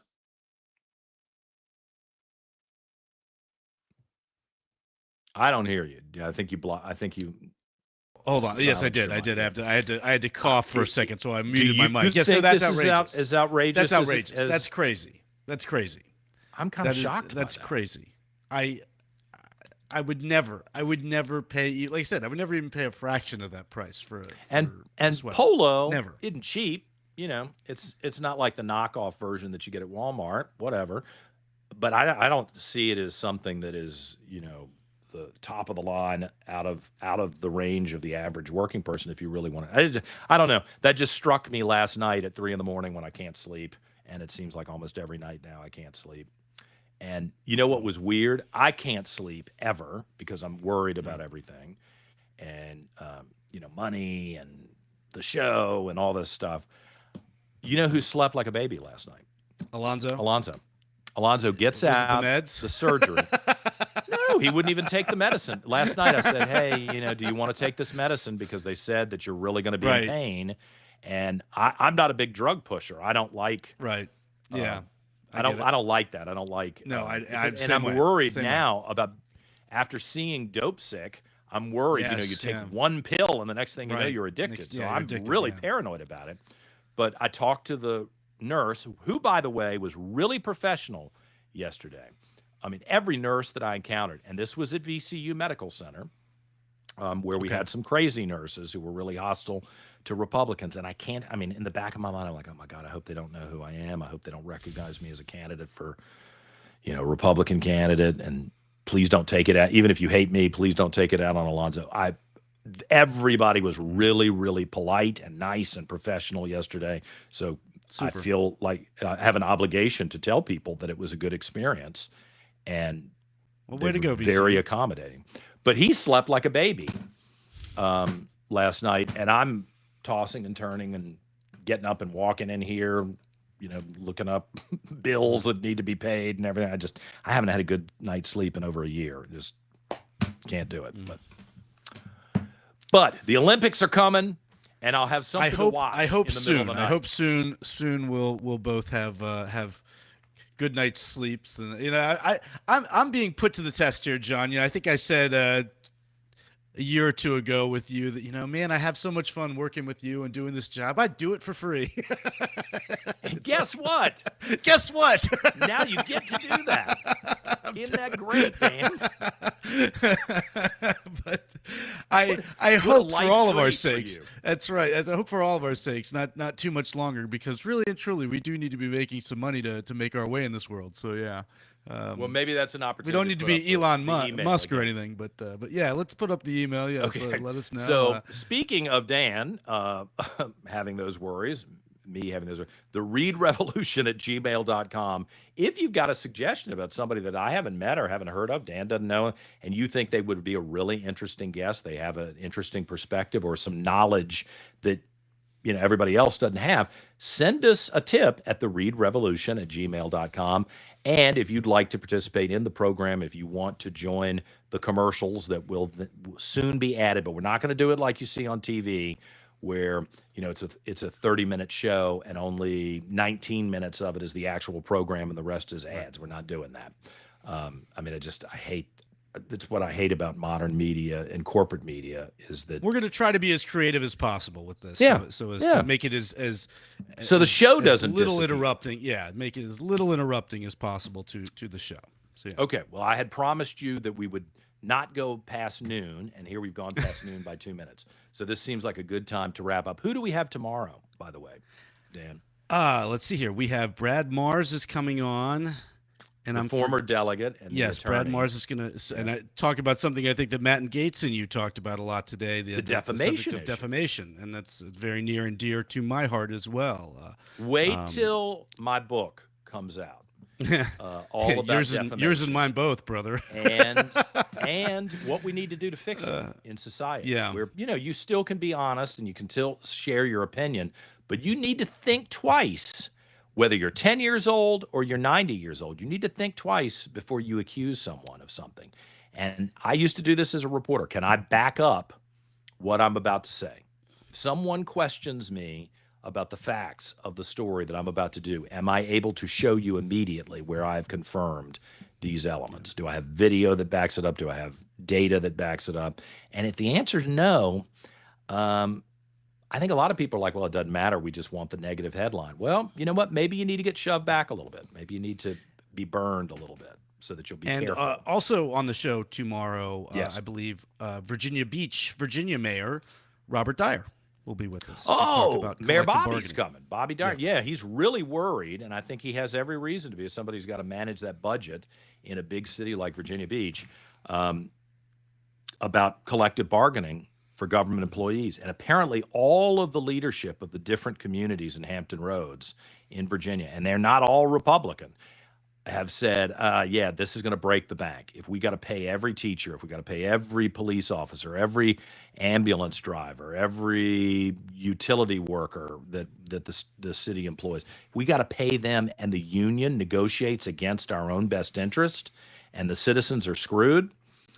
It's going to break the bank, and I think there are going to be a lot of unhappy people. You know, the same people who escaped New Jersey because they didn't like the tax rate, they're going to wish they had just kept on going instead of voting Democrat in Virginia, because you're going to get the same garbage here that you had up north. So let's sound the alarm and stop this insanity before it gets out of hand. So that's Mayor Bobby Dyer of Virginia Beach tomorrow. All right, got to go. Thank you, Producer Dan. I appreciate it. Make sure you give us a thumbs up and follow and a like on YouTube, X, Facebook, all of the platforms where the Reid Revolution streams live every day, Monday through Friday. See you tomorrow morning.